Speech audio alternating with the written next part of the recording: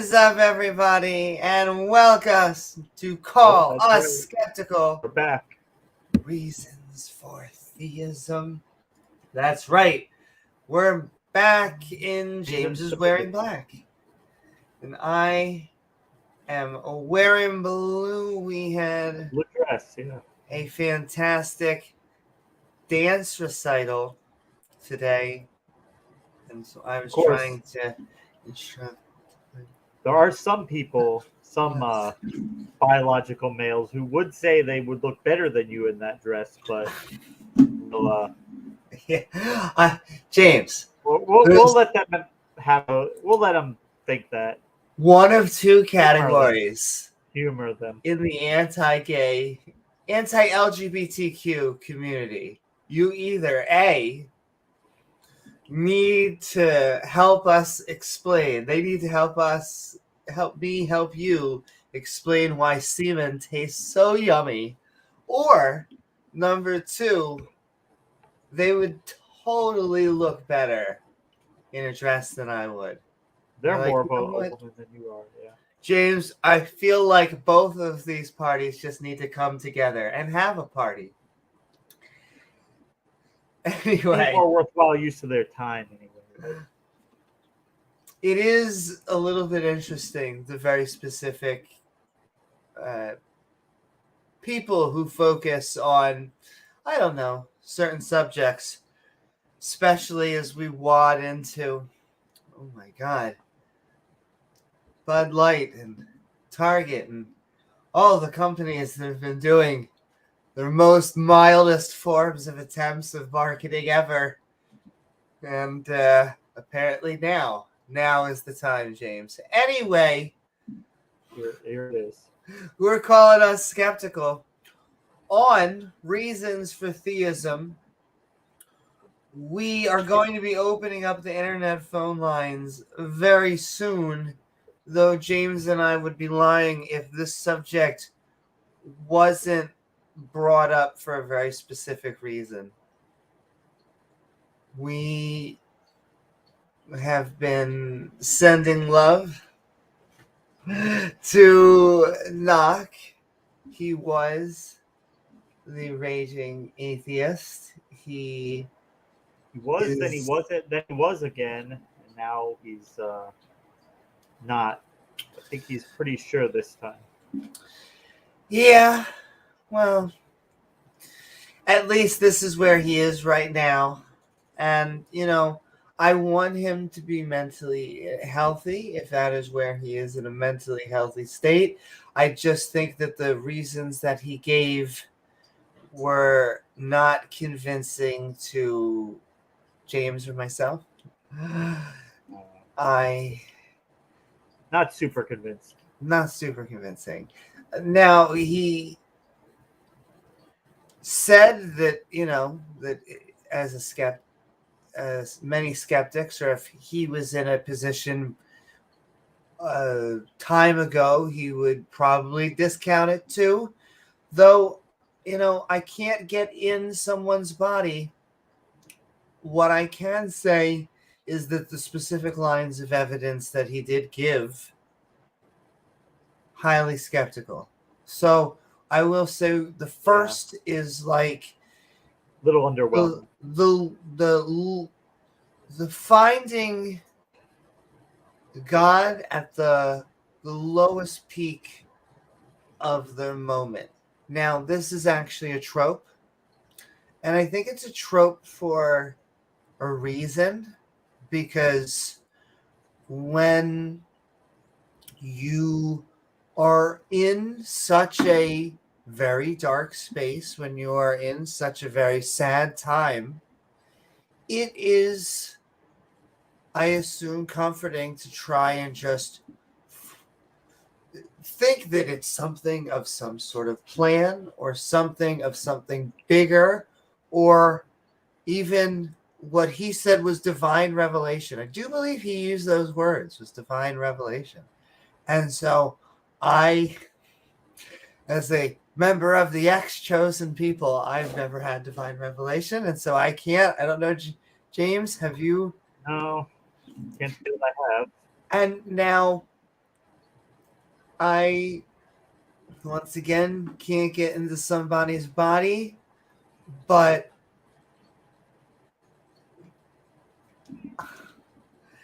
we talked about demon possession, because demon possession is just a funny notion to me. I just find it always so odd. James always used to say, everyone, you gotta have a villain, right? Would it make sense? What's that?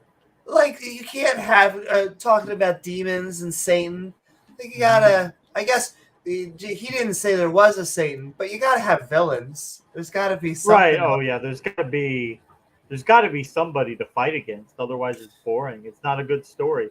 What movie or story is there no antagonist? There's nothing to overcome, or nobody pushing back.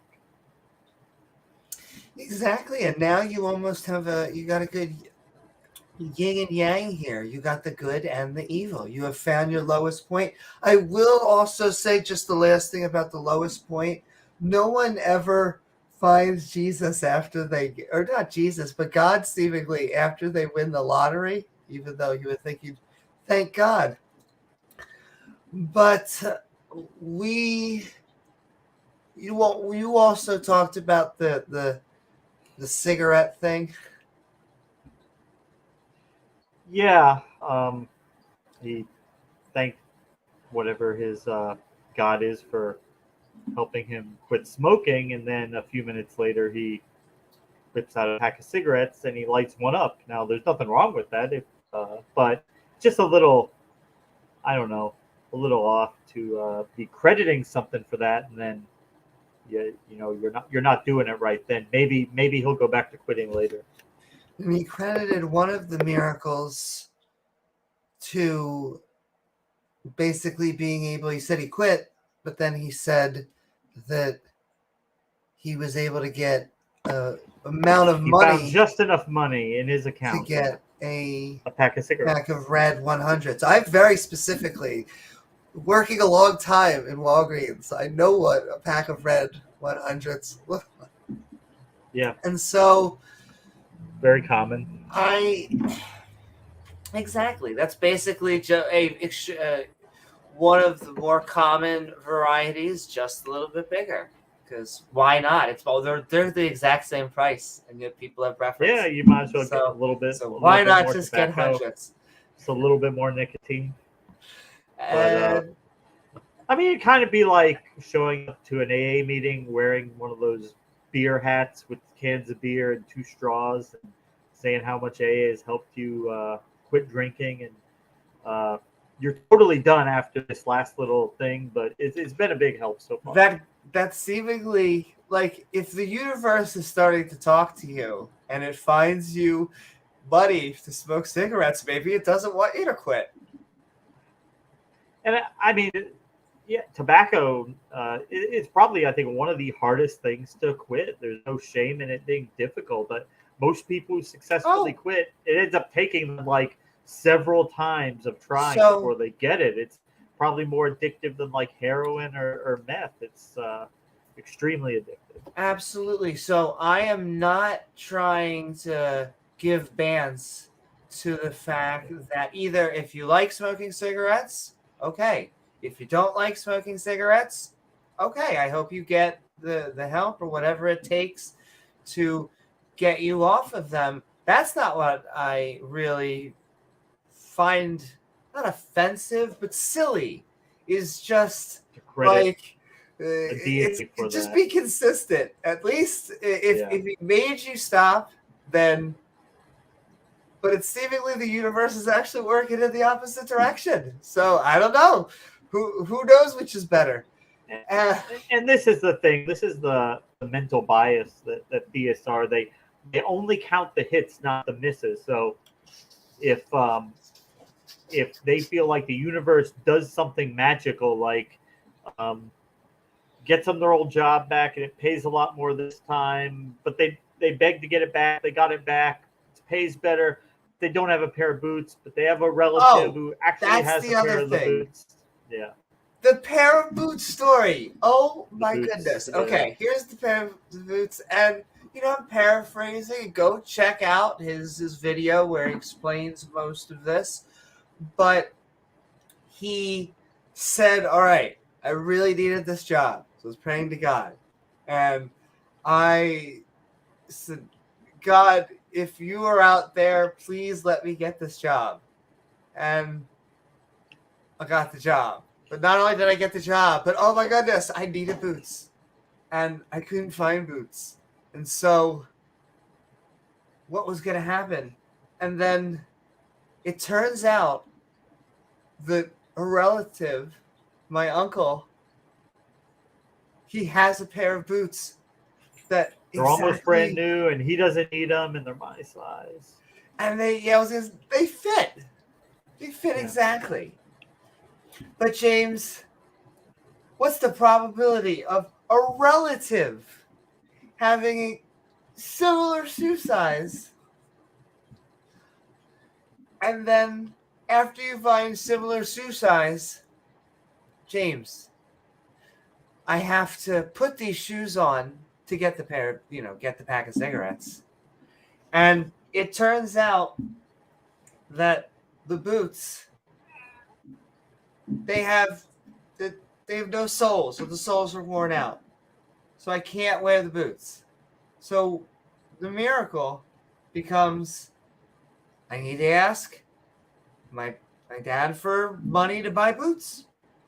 No shame in that, let me tell you.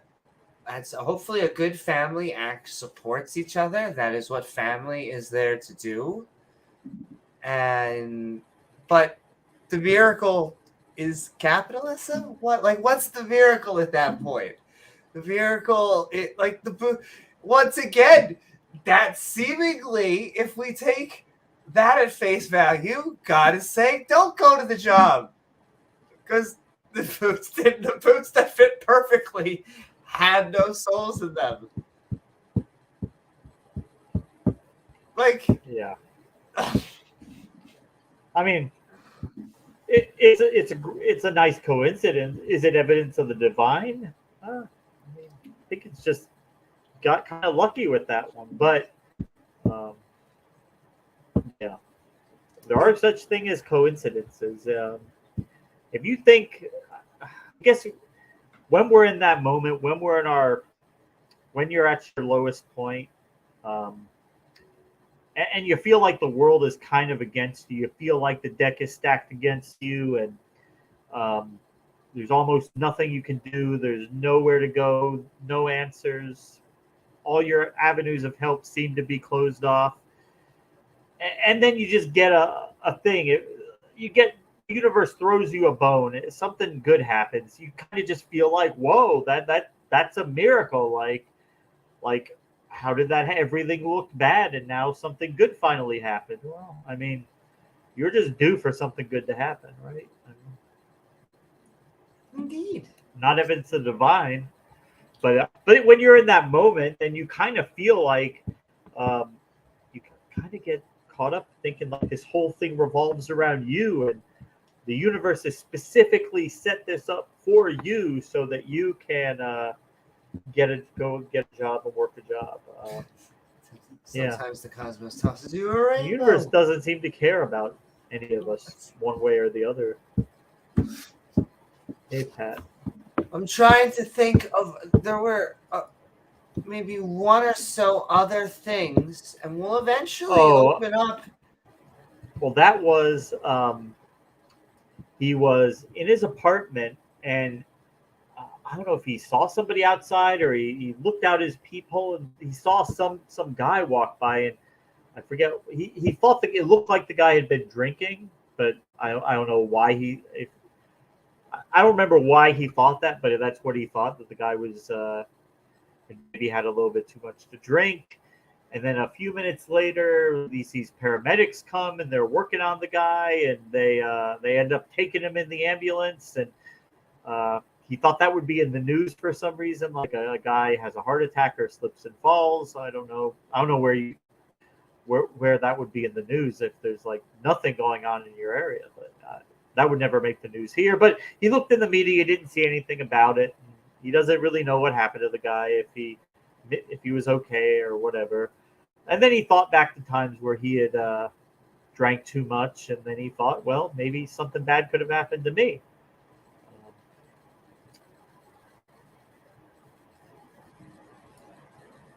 And we'll save that for later. I can't help it. I see love and I send love to randomness out there. But the other thing that he was saying was that, because I'm trying to go, so we got demon possession, singer. I guess those were the main things. I'm trying to think, James, if there was anything else. Oh, I know. I can't help it. What else? My peak thing. How could I possibly forget consciousness? Oh, because he thinks that the universe is conscious. And so I can't help it. This is like a triggering thing for me, James. I'm so triggered. Just because as someone who I assume has had psychedelic experiences, I can assume Knock has, maybe he hasn't, but like I always get a little frustrated by religious people who have never tried a psychedelic or who have never had a brain disorder like an epilepsy, where they've never had their consciousness kind of rattled. It's always just been very steady. And when you're, when you've never even had maybe even a beer, like when you've never had your consciousness altered. No mind-altering substance or experiences. Exactly. It means that you are very, in my opinion, you seem very more able to anthropomorphize or to say that this is foundational or that this is more of something special.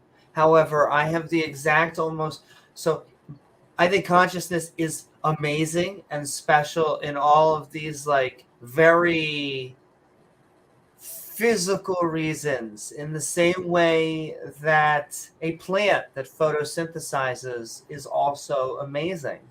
And both of these things are amazing. And it doesn't mean that there has to be like a foundational photosynthesis, like a photosynthesis that, because they use this like just a word. Like, James, if we don't have this consciousness, then how could we even have the start of the universe? Why not, if we just have this photosynthesis, how could we even have the start of this universe? But it's all about that consciousness, baby. I mean, they're both methods that evolution has come up with to allow organisms to live, to get food. We find it. Plants don't find it. They just make it directly from sunlight. But it's just two different ways evolution has solved the same problem. Plants are so amazing. Why aren't more blue? That is funny. But it's amazing the different ways that they've done it. Like that evolutions came up with like carnivorous plants when there's not enough sunlight in areas, and they actually become carnivores. How amazing is that? Exactly. Able to get more nutrients. And so those would be the peak reasons we have tonight for why we're a little bit skeptical of theism. Now, we can't speak from personal experiences, but we want to hear from yours. And so we are going to send this shout out, and we're going to try and do really, James, very quick.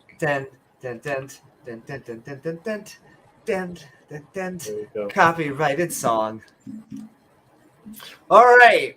Sending randomly out there. Who would this person be? What? Sending so much love to Dale Pastel. Thank you so much, Dale. As we look Thanks, for a Dale. little bit of evidence.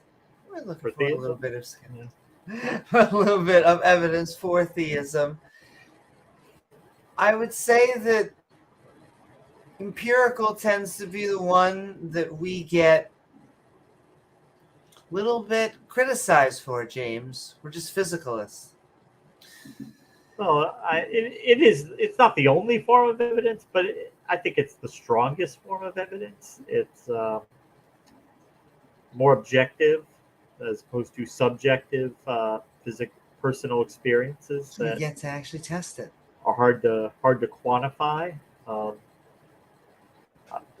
Yeah, it's just the best that there is. It is the best process that we know from deciphering fact from fiction. And all right, also sending love to James Wolfe. Rachel's playing Call of Duty. I can hear the. Oh, but sending love to Rachel. Oh, as well. Sending love to. Clown showed up. Oh, really? Oh, what's up, Rebel? Zero reason for atheism. Would have been better if it rhymed.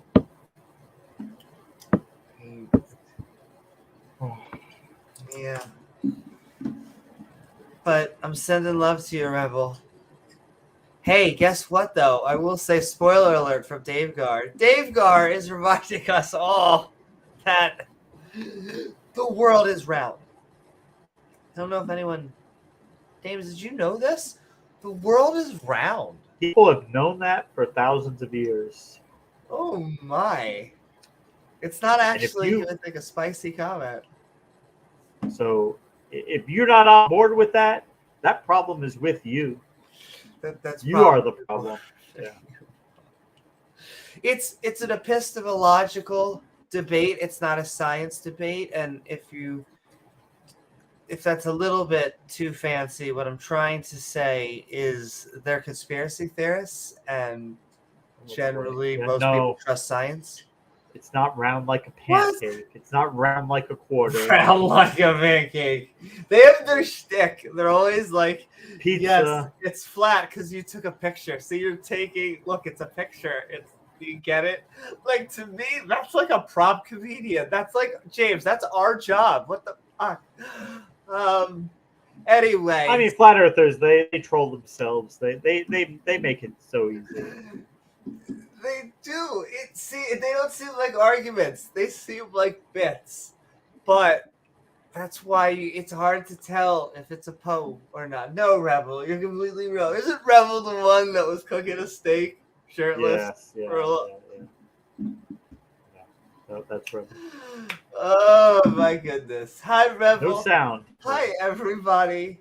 Anyway, hi. We have lovely theists as well, though, that's sending love to Chris Disciple. As we are in the skeptic or ranty community, we're just trying to have a little bit of doubt about our beliefs. Do you hear that?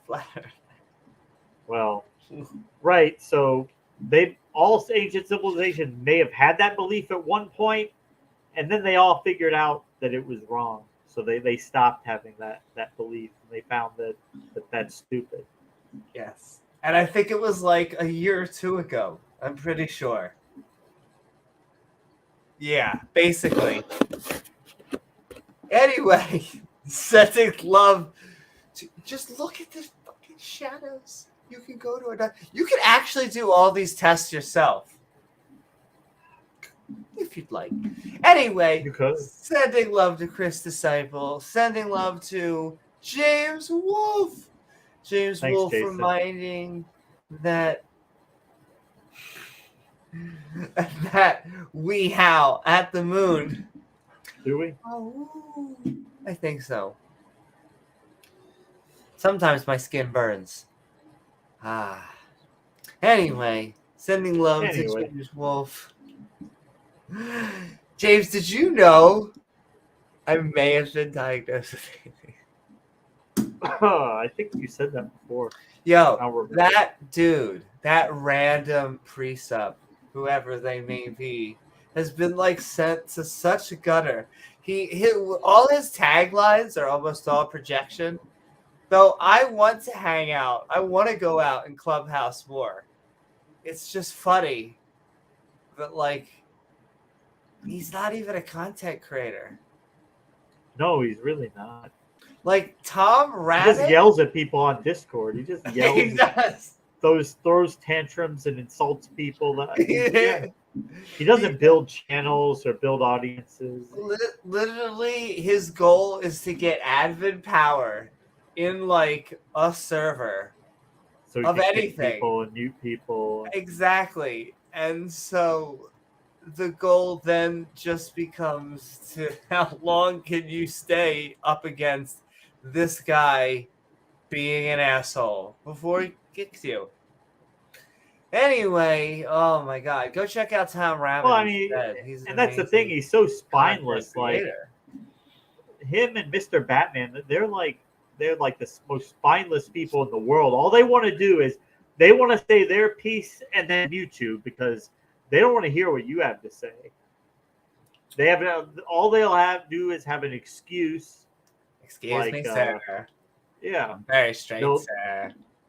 They don't have any answers, so they're going to just come up with an excuse as to why they don't have to talk to you and why they should just mute you and kick you. Like he did that with you, remember? Talked about, why would it be not objectively wrong to molest children, sir? Yeah, the only reason not to harm children is because of the invisible father figure in the sky. That's right, sir. God don't like it. God will be mad at you. Also, same God kind of drowned babies. Kind of like had a... It's okay when he does it. It's okay when he does it, sir. Oh, exactly. It's okay when he does it. He made him. He kill him. James, you need to understand. Those were evil babies, and so when you have evil babies, when humans commit genocide, that's bad. But when God does it, it's good. Exactly. We don't understand the 4D chess. Gotta understand. If we had the outside picture, it wouldn't look stupid and terrible. What? Anyway, sending love and who were we? The separation of church and state, speaking of which. Sending love to Senator Cato as we try fight off the stupidity that is the people that try and fight against just our government. Like, I'm not a big fan of any superimposing force, but the fact that there's a lot of people that want to impose their views on others, you should probably... It's never going to be your religion. You should probably just want a separation. And so, yeah, don't have to have the holy wars that you guys have been having for... They just have them for fun. James, they do them for funsies. They hate each other more than they hate us. And you can tell because they have a phrase, which is, not even the atheists do. And so that's generally our moment. Like a Trinitarian and a non-Trinitarian Christian going at it. And yeah. Yeah, just you guys, okay. Hey, hash it out. Shia, Sudi, yeah, whatever. Is that flavors of pizza? I love it. Whatever. Oh, no, you're cute. That's a sword. Okay, yeah, I guess. Maybe get couples therapy or something. Anyway, Amy will just be over off to the side eating bacon. For Allah. I actually eat bacon for religious reasons. Or, not... Trying to remember how the joke goes. I eat bacon for religious reasons. You're not I religious for eat bacon bacon reasons? for non-religious. Yeah, something like that. What I'm trying to say is I fucking love bacon. What the funny thing is also my parents have always eaten bacon. That is like, as far as I could tell, that was never like a They were never too observant, strict. yes. Well, Except for the sending me to the Hebrew school. Besides that, you gotta at least learn the basics, but after that, yeah. yes. Well, no, I asked my mom why I think I got sent once, and she said because I want to be a good Jew. I'm like, okay.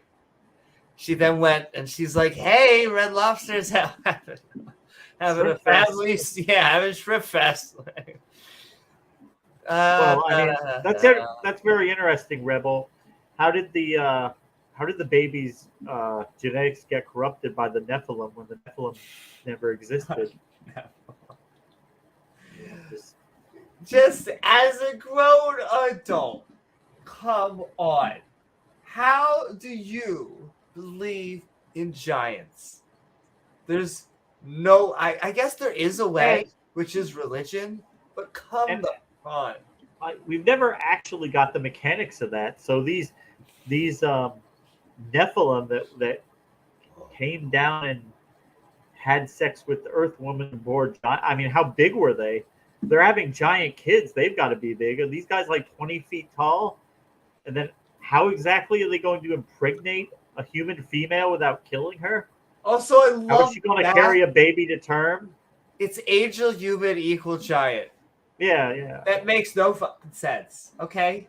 Listen, I have angels in my story. Angels human, same thing. And you get a little bit of a dominant genetics, so you get wings. What? Where does giant? Oh my god! Alleged dinosaur bones were actually giants. Okay, bones? All right.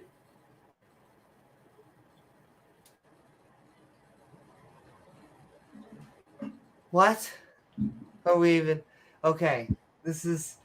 No, I mean, really as stupid as that is, Amy, you have to remember you're dealing with a flat earther, so there's nothing off the table in terms of craziness. Nothing is too far for. Do you have a dinosaur bone that you think are giant, or are all of them giant bones?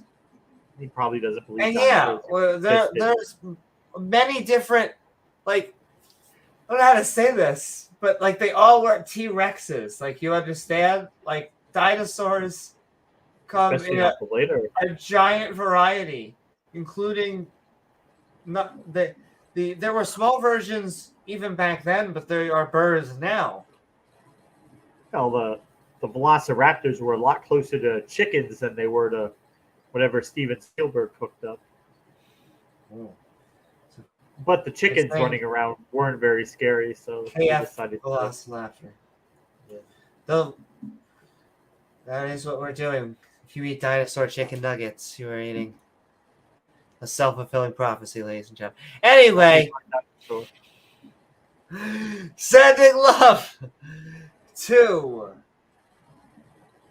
the one and only Rachel Holen. Thanks, Rachel. Reminding us that generally only religion is the kind that defends the type of slavery where they go around getting nations around you, but we should be having mostly the kinky type of slavery where you worship your partner or get a femboy pipeline. So how many femboys can you handle at any one given time? The quest is on to figure out. It's like how many licks can you get to the center of a Tootsie Pop? Exactly, yeah. We're trying to figure out. Let me know when you reach your max. It'll probably be a while.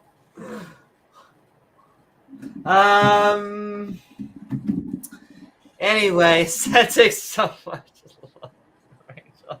Purple rhymes with orange out there. Good to see a purple. What's up, Purple? What's up, everybody? Well, and I'll keep on sending love to people as, like, you know, we open up the internet. Then sending love to the last two tears before the command attack. They always trigger because, oh my goodness, let me tell you. Oh. Like the LGBTQ, first of all, have been triggering the hell out of apparently everyone. I don't know why. It's about to be Pride Month. Months are, okay. The fact that it upsets anyone, like I Pat Rebel's trying to kill you. He's trying to make you die of laughter over there with that thing he's saying. Oh my god. Yeah, Oh yeah. This is what Pat was This is a comedy routine. We were talking about this the other day. It's just like, and James talks about this. It's so funny to watch, like, what I would call people on the back of the bus, people at the other side of the bar, as Bill Burr would say, people without lab coats talking and trying to debate experts in the field. It's okay. I'm sorry. Wait, James. Dr. Rebel, Dr. Nazarene, I'm sorry. We have to respect that you have been out there in the field digging up bones. Doing archaeology, science. Listen, he has to report back to University of Basement as soon as possible. The research is demanding. The days are grueling.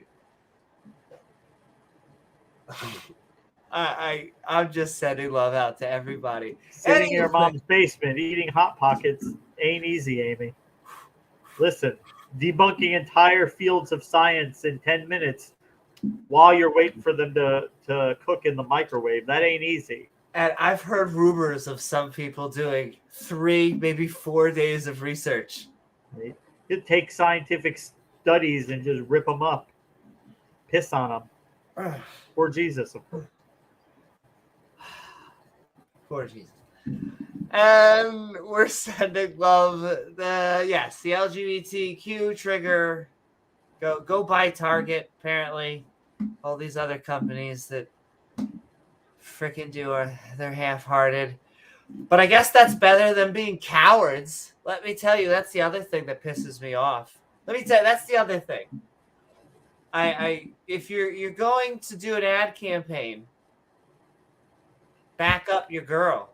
You mean Bud Light backing away? Yes. No, I guarantee you, in less than 5 years, they will come out and they will have to apologize and say, "Oh, we were so wrong. We should have just stood by it." And they will.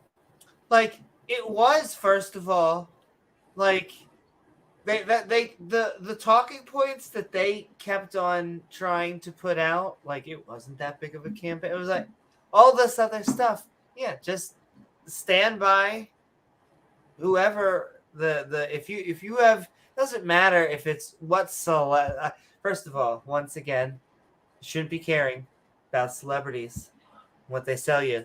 But since they're doing marketing campaigns, and that is half the job of the marketing department is to find people, then stand by the person that you are actually putting out there, because if not, you look weak. You look like cowards. I don't care what the position is, unless you actually feel differently. If you are presented with new information and you go, "Oh, well, I didn't know that we were going to have them speak to children," and then it turns out they were what? We would kid. I mean, though Nathan probably should stay away. What? Realistically, like, at the end of the day, they should have just stood their ground and let the backlash blow over. In 6 months or a year from now, everybody will forget about it. These people have incredibly short memories. And it's so it's not even really grassroots. I really don't even think they know what they're doing. It's just unorganized backlash, unorganized faux outrage. these are like the Freedom Fries crowd who, it blows over. And to me, it's very strange because I thought we were becoming boring. Like, I thought, like, I had a time where it was not good to be trans, let me tell you. Not good to be LGBTQ. And then we had gay marriage. And then we had trans in the military. And both of these things, slowly but surely, the world did not come to an end. And then I had, I swear, a year or two where it's just like looking out at grass, like looking out at your lawn and just saying, the West supports you. And then like this weird, I guess that's what reactionary means. And I say weird, but it's orchestrated, in my opinion, by the fundies or the heritage foundations and all that stuff who know that this is going to be a great wedge issue. And so they go, hey, let's scare the out of people. Kind of reminds me of hell and all that religious nonsense. James, they just like fear. Well, this is a American political trope. This is something that happens. The the people who run the right, they actually don't care about social issues at all. They are only care about money. They only use these social issues to get lower and middle income people to side with them, so that they will be able to enact their agenda of making sure the rich pay as little as possible. But that doesn't sell very well. Going to the middle class Americans, like, hey, how about you? Would you like another tax cut for the rich? Yeah. So what we'll do is just take like whatever Social Security payment you might get when you're 70. We'll put that off to 80. We'll cut it by 25%. We'll give that to the wealthiest people in the country. Does that sound good? No, it doesn't sound good. Oh, but I mean, do you want trannies coming for your kids? Do you want drag queens in every classroom? Well, I mean, that does sound a little weird. Drag queens in every drag queens in every classroom, pumping kindergartners full of sex. Exactly, a pipeline once again. Doing sex change operations on toddlers. Does that sound like a good idea for you? It's all marketing. It's all nonsense. Once again, and they all created it. Like, whoever these people are, it's like their version of the marketing department. Because let me tell you, none of those topics are way more important to me. Let me tell you that anything that we've been talking about, I would say the next Marvel movie way higher on priority. Even DC. I'm saying even DC. I'm saying love DC and Marvel and all of them.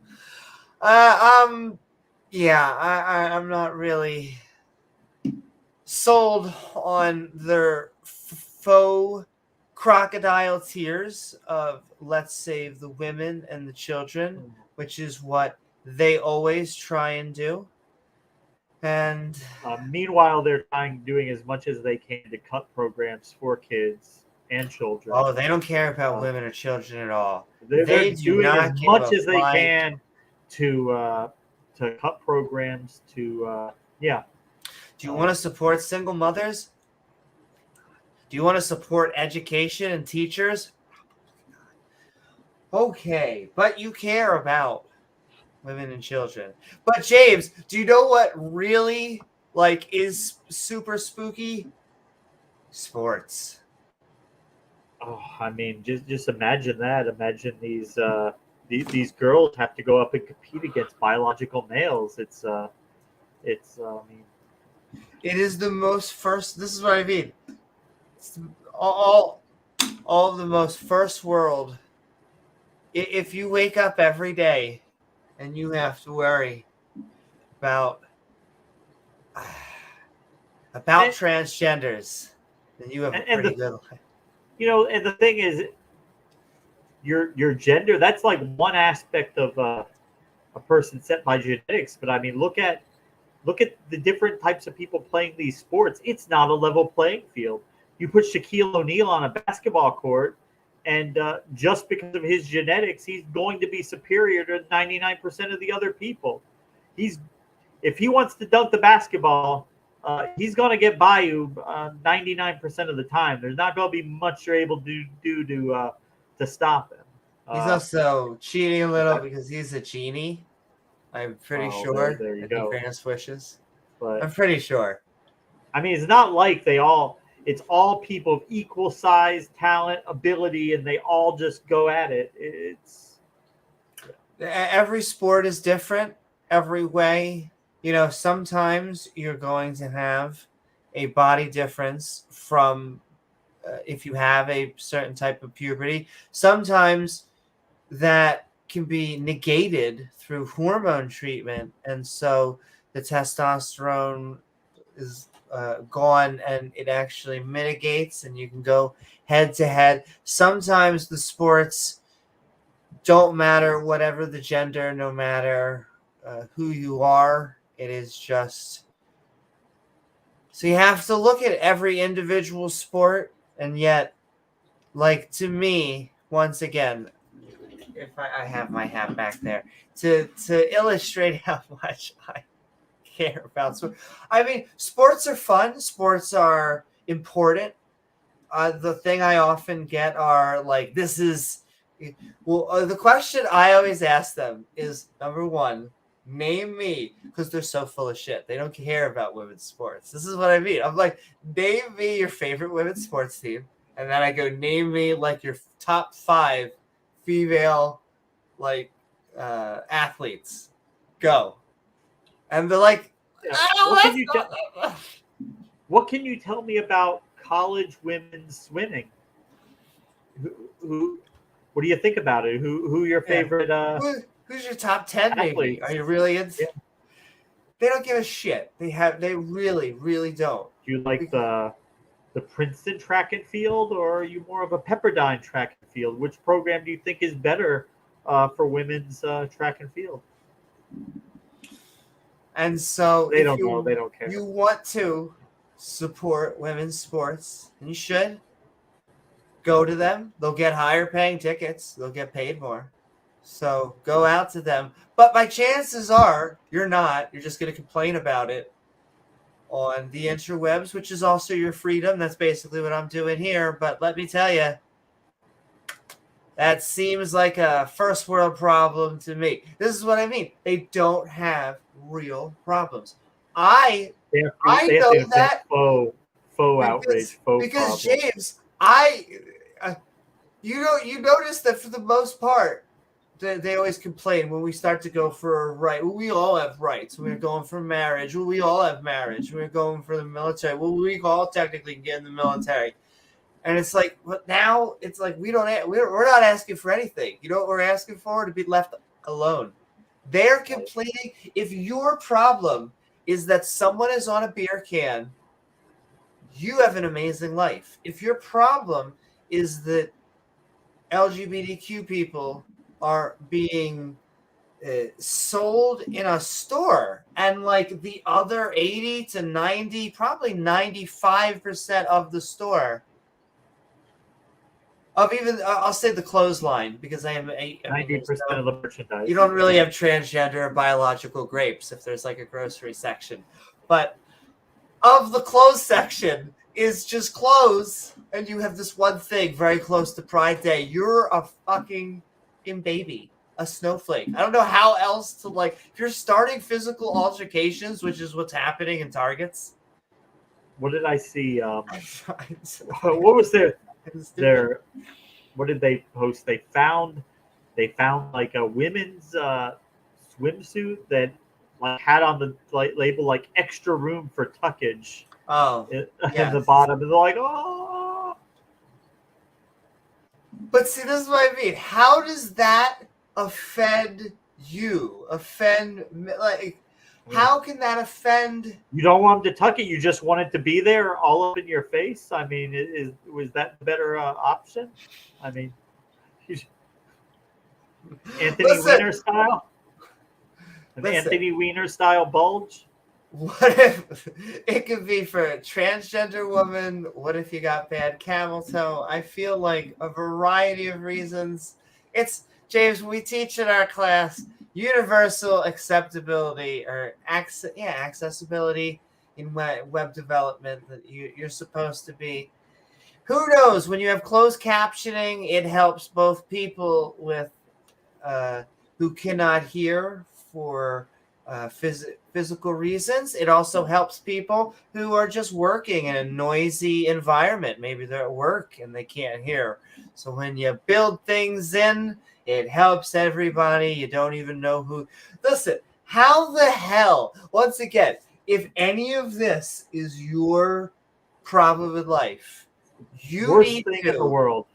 like, I don't believe in the God, but just do it for like the physicality of it. Just kiss the ground that you walk on, and thank your mother and your father for making you, because you have an amazing life. And stop bitching. That's my other thing. I guess that's a two-prong. Did they pull those? They decided trans-friendly to. They. Oh, So Purple I saying think they pulled up. Did they pull Target? Did they may have pulled the swimsuit. trans-friendly? But what they mostly did in certain southern places, they've put the LGBTQ things more in the back. Off to the side. Yes, where it used to be like a central thing. I mean, I'll show you one. I'll show you the other one. So here is just a coincidence that I have one. Da, da, da. It says queer, queer, queer. Oh. And it has, here we go. It has the pride thing. It has the Target logo thingy. And so this causes physical altercations.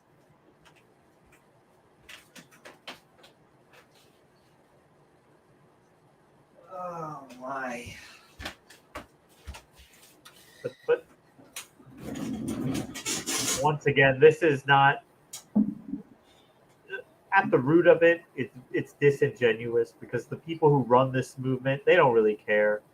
They don't care if you want to transition. The Koch brothers are not. They could give a shit less. If a guy wants to marry a guy, they don't care.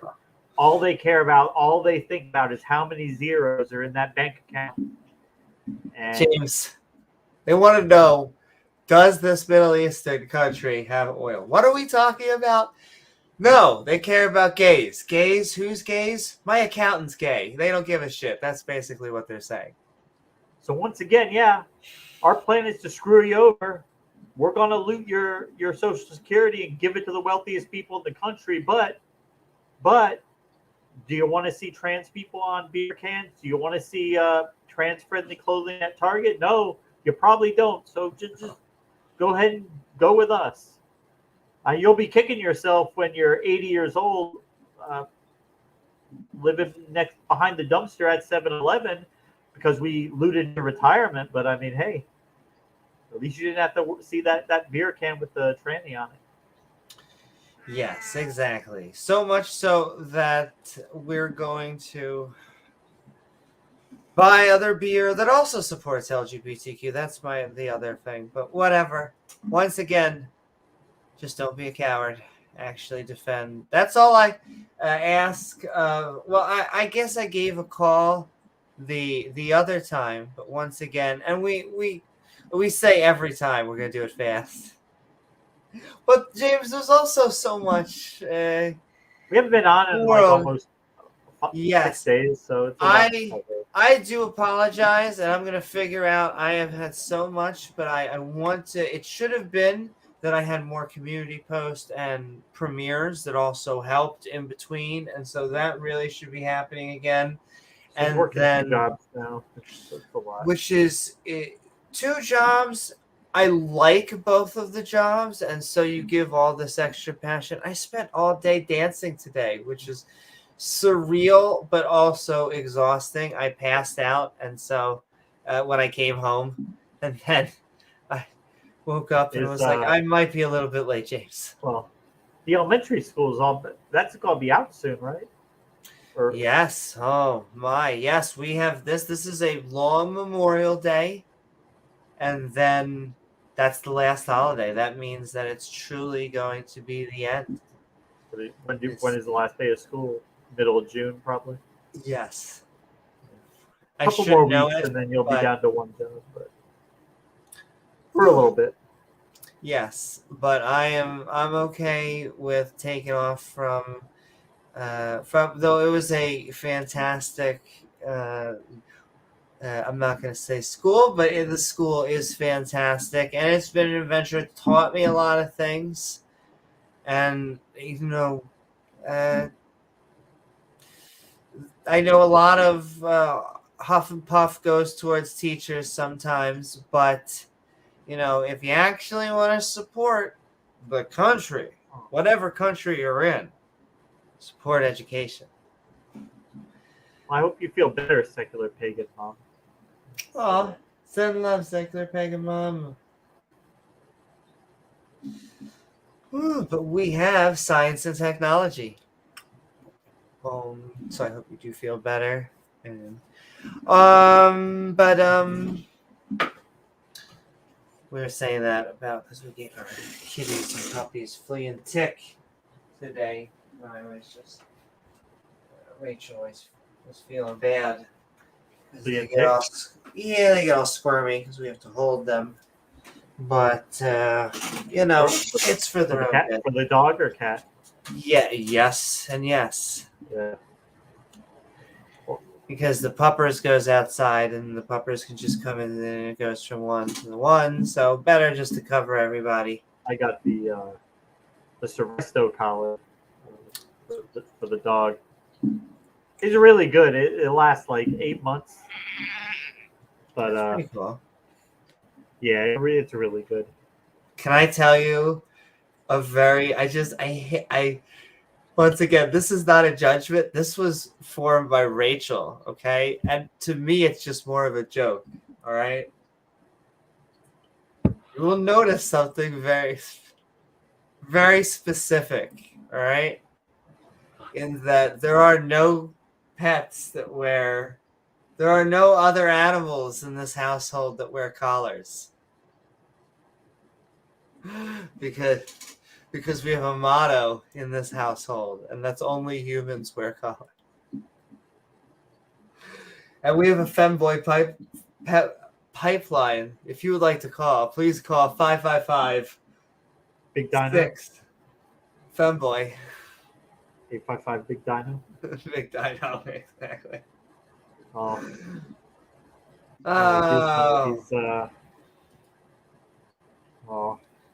Sending so much love. Oh, Gizmo. He's such a good boy. All right. We have to send love to the commanders of the girl deck. Ian Davenport reminding us that we really don't like watchmaker arguments or any of the... James, they have thousands of years to form these arguments, and they all suck. Is there a reason for that? I had someone the other day say, you think you're smarter than Thomas Aquinas? It's like, no, that's not. Just because I think his argument's bad, I'm not calling him stupid. Though some of the things the theists say. We also have access to a lot more information than they had back then. Yes, exactly. We have thousands of years.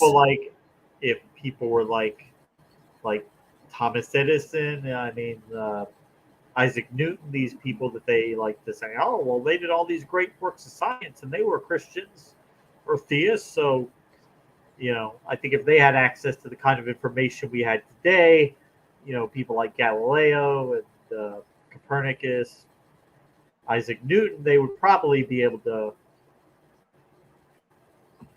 come to a different conclusion, Well, but they were products of their time. and I think Isaac Newton, I'm not sure who exactly said, but we stand on the shoulders of giants, and so we stand on the more information we gather.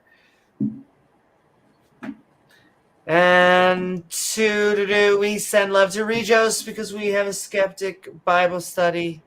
We really have fun in the sun roasting mud? No, and the Bible. We read the Bible. And we have a little bit of a literal take, though we may play with the words a little bit.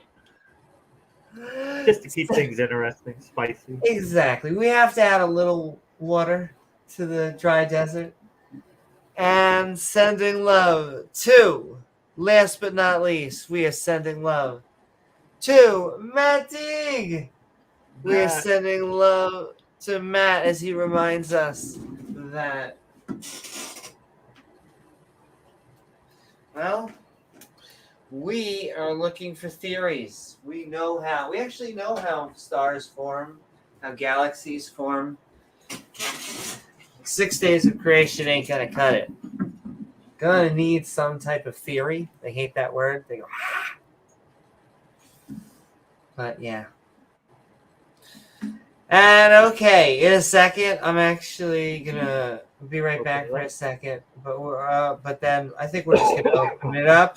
As I say this, an hour into it, it's almost been more of a they were expecting it. But yeah, welcome to a short. But we're gonna have more debates. The last one went amazing, and that was really good. Yeah, and I think we're gonna have a lot more matchups. Last Bree and Mark, go check that out. As we talked about animal rights, or do animals have morality?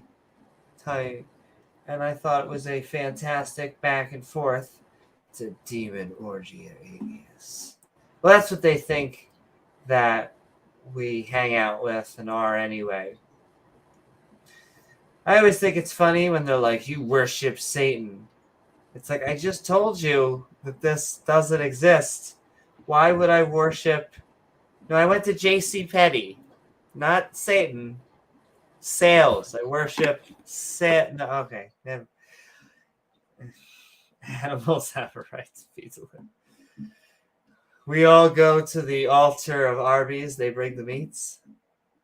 Only cute animals. We have the meats.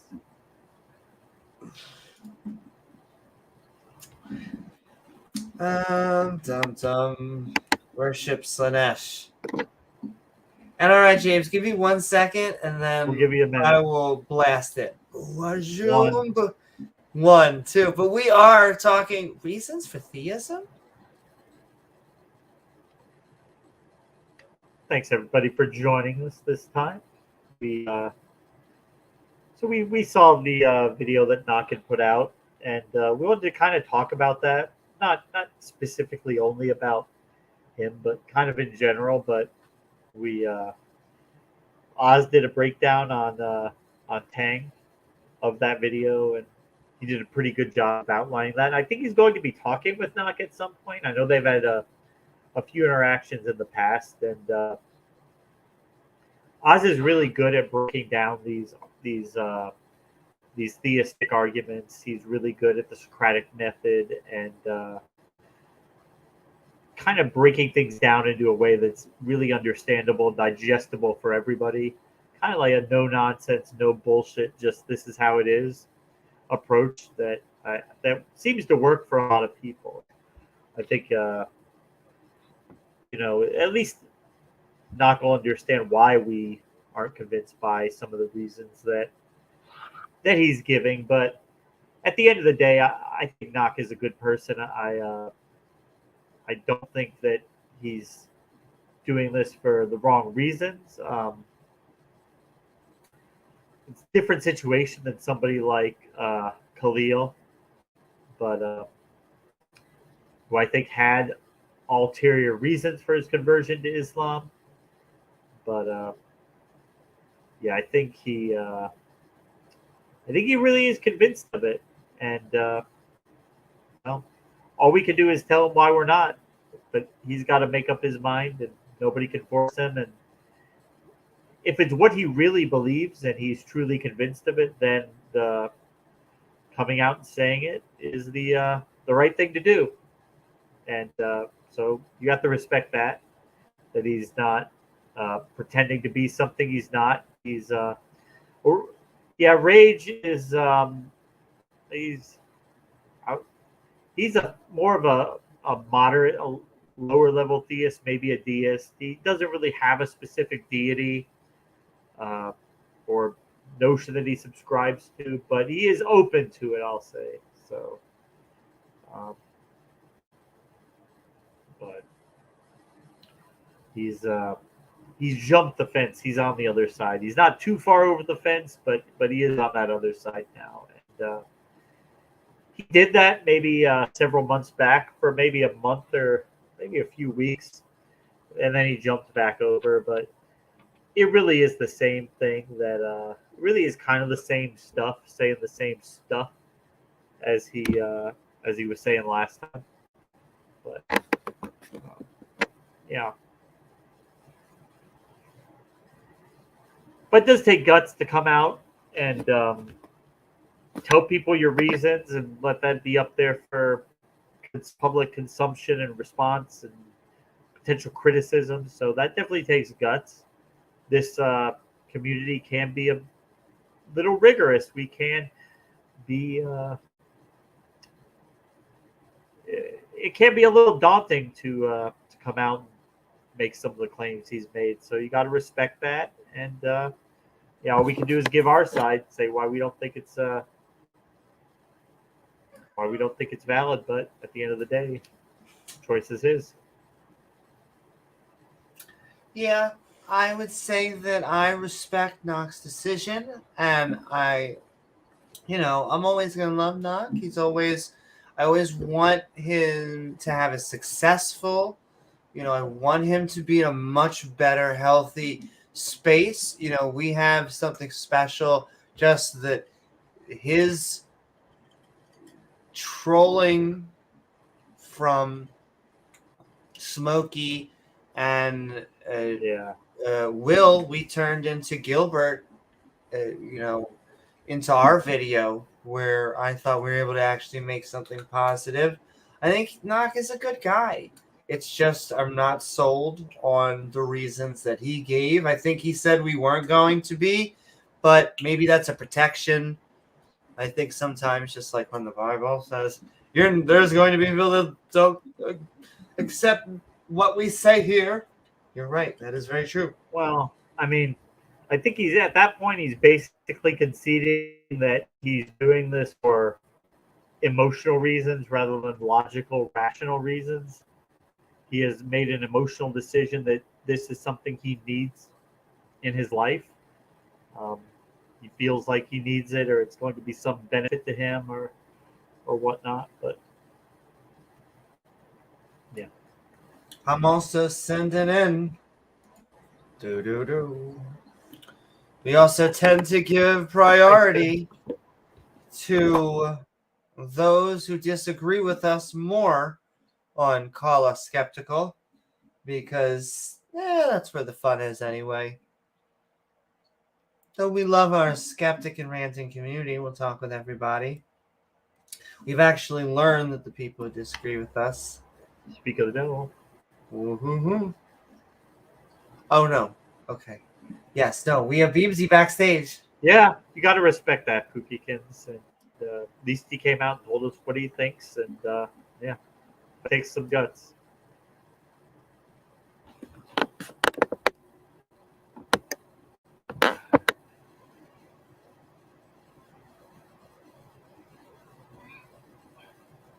Yeah.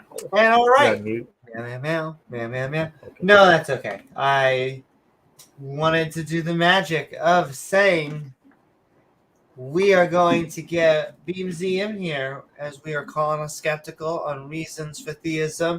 The link is pinned, but let's have some fun in the sun. We're bringing in Beamsy.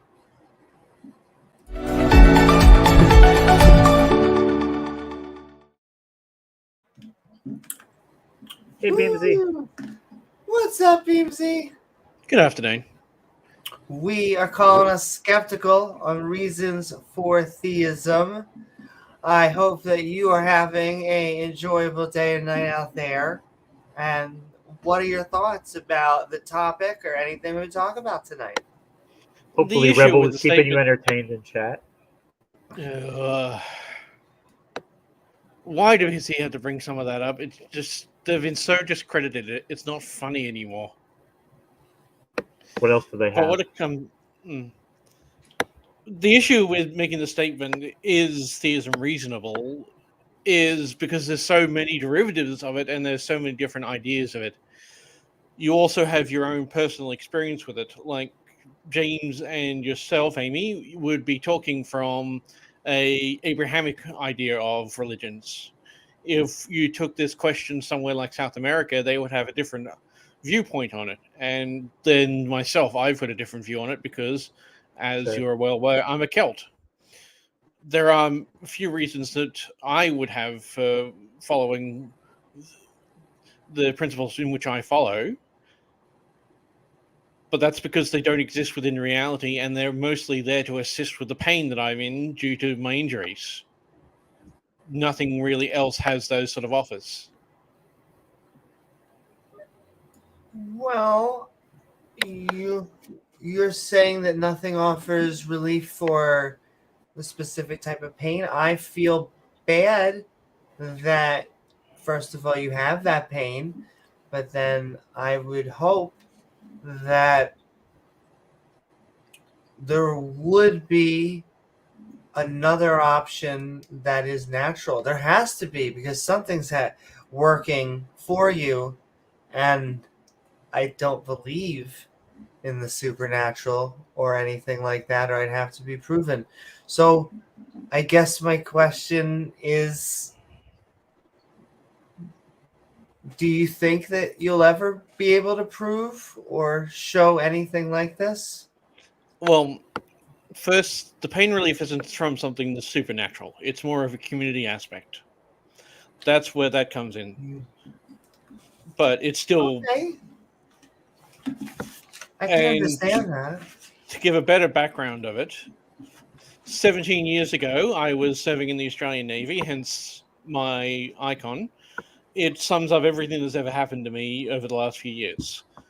I was serving in the Australian Navy. I went on a clearance operation on a ship, and something went tits up, to the point of which I nearly tore my right arm off, to the point I could see straight down to my lung. My pelvis was crushed, both my arms was crushed, both my legs were crushed, my spine was twisted, and my face was pushed in.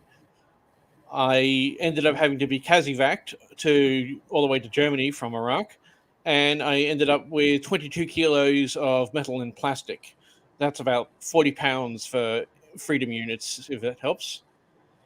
And I've had to deal with that for the last 17 years. This is why I went into studying a geologist and a few other things. So you're actually from the future. You are a cyborg. Yeah, they keep rejecting the idea of replacing my right arm with a laser cannon, but I just keep asking.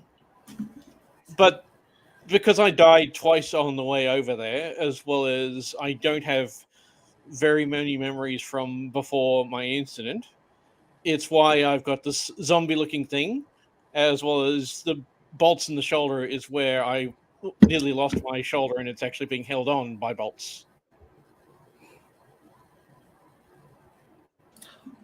I am really happy that you are alive. I'm really happy that you're with us, and I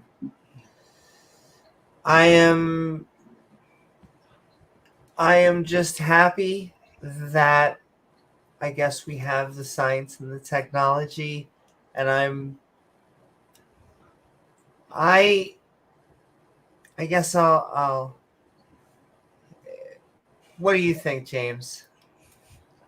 Curious, how did you come to believe the Celt belief system? What brought you to that?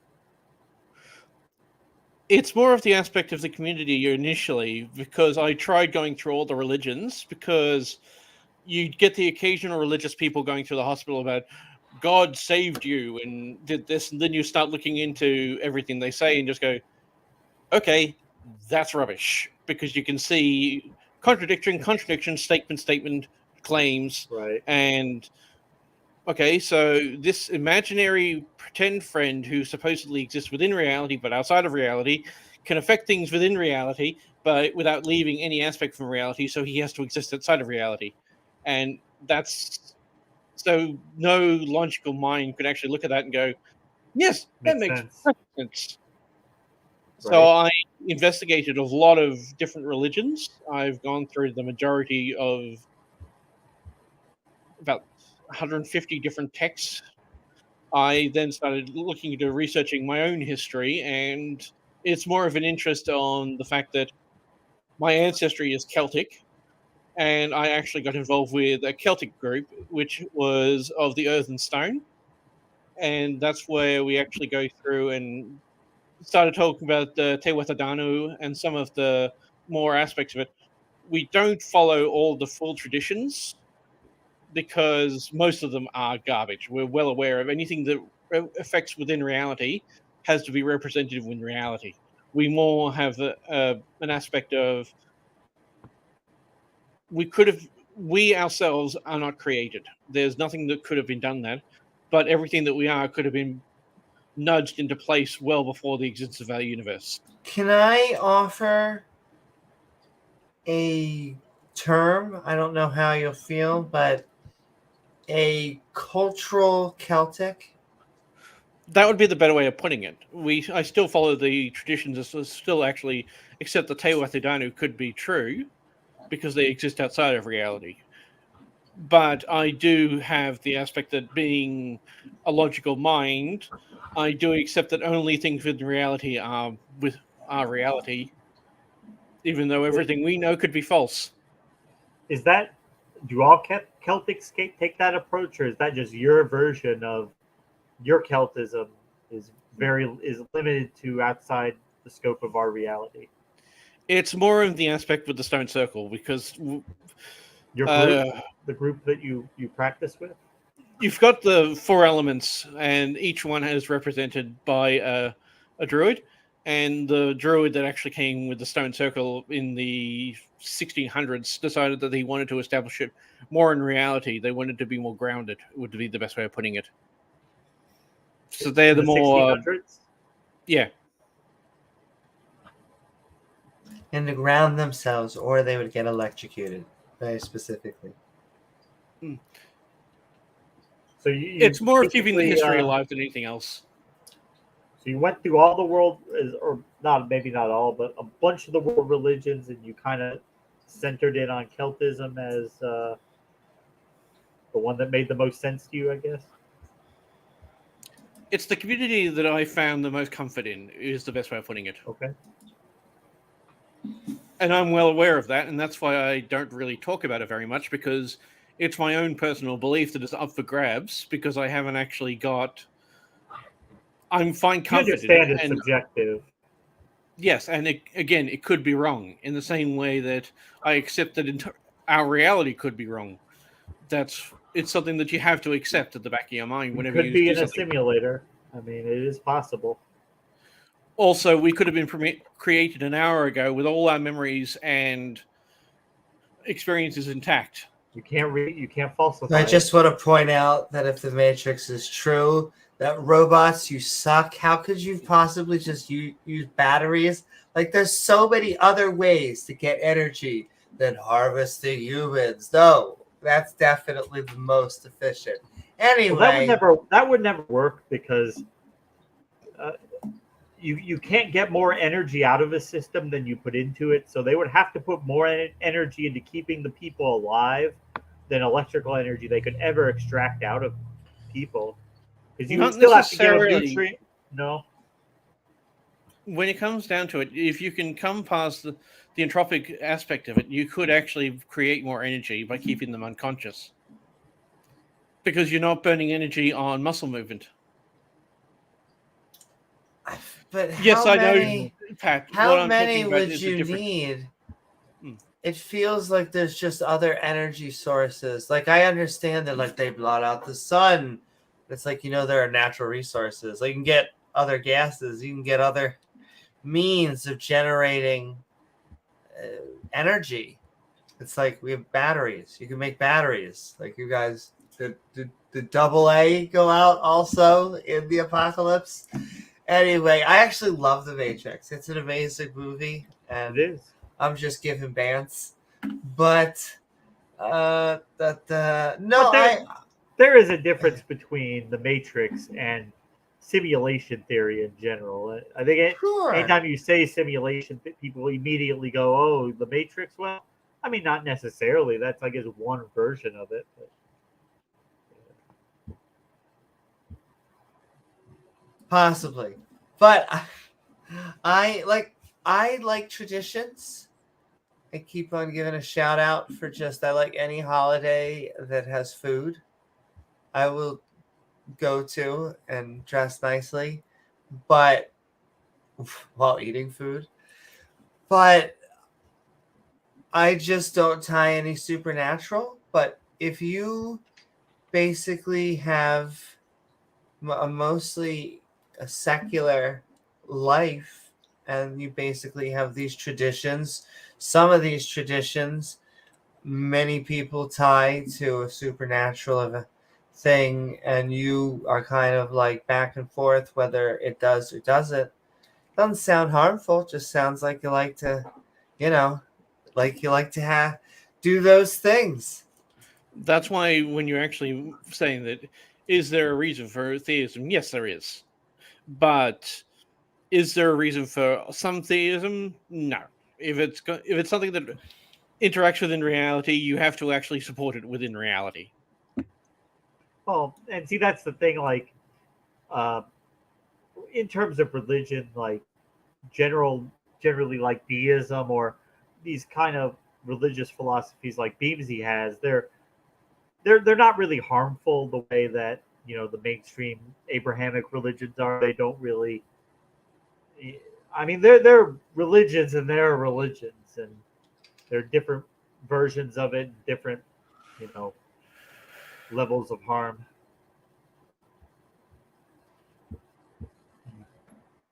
Can I also ask, just while we have you, Beamsy, what do you think of things like demon possession?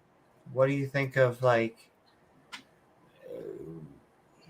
some of the claims that we hear tonight? Because of as skeptical, I would say you have a very specific type of theism. So what happens when you hear like this type of stuff? Again, if it's something that reacts within reality, you have to prove it within reality.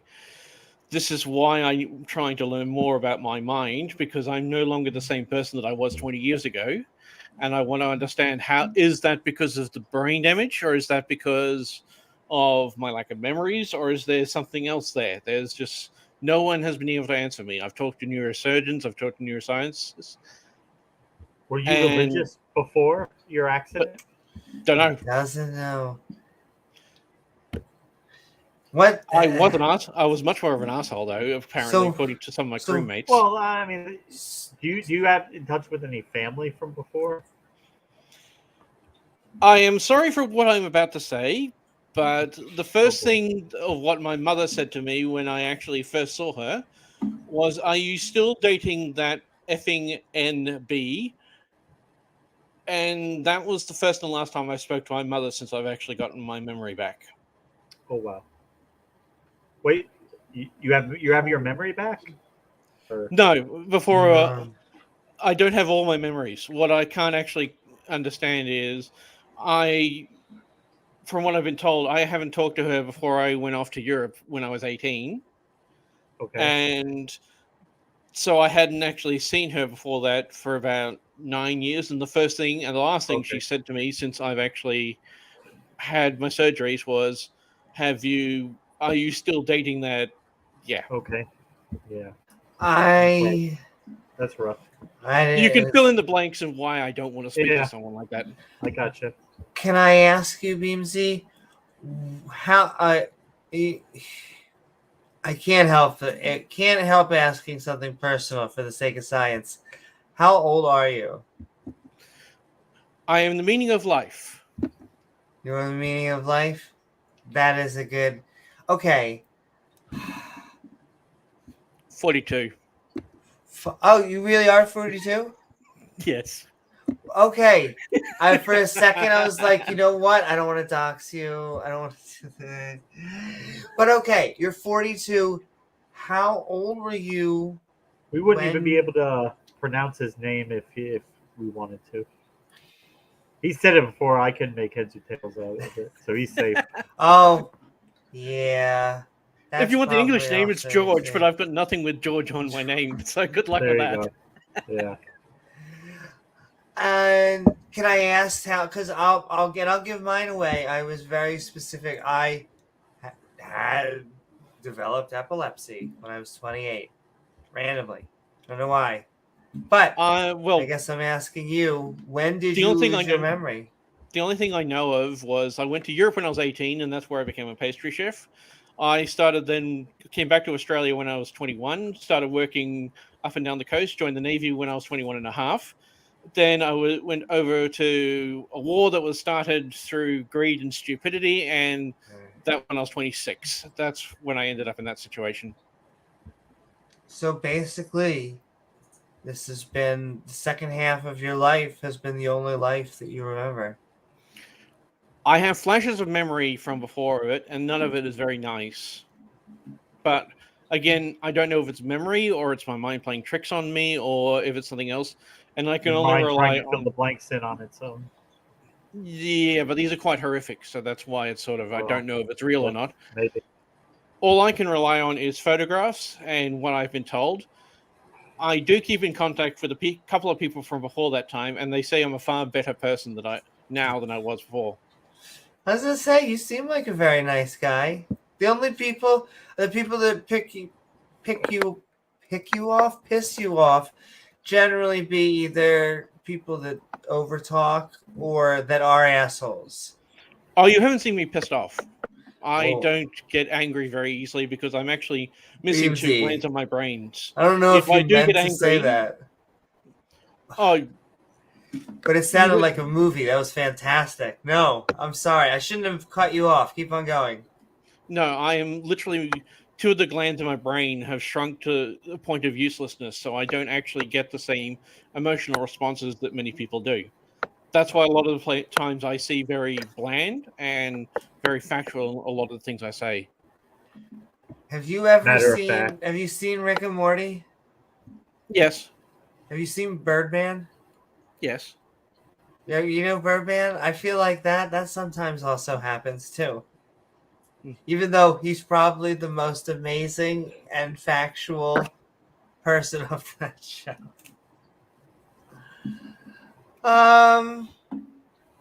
Yeah. I'm sending love, Beamsy. Let's try and think, because I will come to get you a closing statement in a moment. But is there anything else before we do that, is there anything else that you would like to talk about? No, that's pretty much about it. I don't want to bring up the trans stuff because a few of the stuff that you were saying I disagree with. But that's because I'm more of a centrist than anything else. And that's not something that really needs to be brought up in this sort of conversation. Does it have to do with sports? I see that one as a no-win situation. I don't see anyone coming out happy and on top of that one. There are no easy answers for that one. Because as you said, people have physical benefits just by being born. Like Ian Thorpe, no one could beat him in his swimming because of his genetic traits. He does not develop lymphatic acids in his muscles in the same way people do. That allows him to actually swim a lot further than many other people without getting cramps. And you get other people who get those genetic benefits, and how you can never have an even playing field. But what about someone who transitions before puberty and thus they don't have a male, what would be a male advantage. They are The extra lung capacity, equivalent muscle of a biological woman. that they might have. Again, you're talking to an unfounded scientific area because you could see benefits on one side and negatives on the other. Is there a fair way to do it? No. Is there going to be a proper way to do it? No. Is there a way that you can do it that makes everyone so that they have their rights not impeded? No. But regardless of the way you put it, if you say that it has to be genetics, then the gender affirming care has to be overlooked. But if you go for gender affirming care, then some of the people, you'll get very rare instances. This won't be very often, but you'll get sometimes a trans person will knock out a biological person from either a first place or a scholarship. And it won't happen very often, but it will happen enough that it'll be made a stink.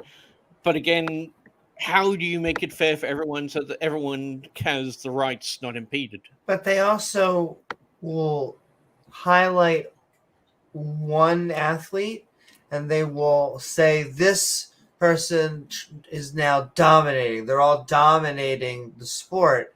And what will happen is it's just one person. One transgender person has entered, and they oftentimes the one that they finally will be illustrating is doing well. But if I had to say once again, just the top, we're doing apparently top fives, but top five in any one sport, you wouldn't be able to give me five, all of them now filling up the whole list. What happens is we're having just a debate about I can should give they you a couple even from be a there. decade or two ago, but as current ones, I sort of lost interest. But if you base it on biology, the only way you could make it fair based on exclusively on a blood test, if you have XX chromosomes, you're in the women's league. Otherwise, you're in the opens. It's one thing that people don't realize about sports. The two leagues are open and women's because. But see, you just said sports, and that's not true. That men and women biologically are completely different on all sports. There are some sports where men have the physical advantage to where they are able to go. But on certain sports like swimming, there are certain sports like running. There are certain sports where you're able to also mitigate by if they're on hormones or not. If they've been on a good 6 to... The issues that arise with coming in from this way is not all sports are created equal. Like you've got shooting, which is definitely not something with it, but then you've got the very physical competitive ones, which do have the biological imperative. The problem is whenever you actually make a ruling, you have to make it as a whole. That's why that's why they've actually got opens and women's leagues in all sports and not just opens leagues for everyone. Because some have benefits, some don't. Some can be affected, some aren't. So let's just treat each sport individually and just whatever. If you have if we have data that says there's a physical advantage to a transgender person who has all had a specific puberty, you go with that. If you say there is no advantage or there's no advantage if you have 12 months of hormones, you go with that. The problem with this is you're overcomplicating the situation. You're overcomplicating it because they need to keep the board small to actually allow as much money to go back to the athletes as possible. But if you actually go for individual sports, then you would start saying, oh, why don't we go by a person-by-person basis? Because this person has a higher testosterone thing. When it comes down to a ruling body of sports, they have to say that all sports have to adhere to these rules. And that's why the governing body will rule one way or the other. If you add more to the governing body, you add to the cost. If you add to the cost, you reduce the it's just... It's a never-ending cycle. Let me tell you, the one thing that they got is money. But that's why I said the biggest issue with it. I don't see it as a win situation for anyone, regardless of how you do it, because any argument you make, I can counter it, and any countering I can do, someone else can counter that. There's just Well, there's first of all, good arguments for I, both.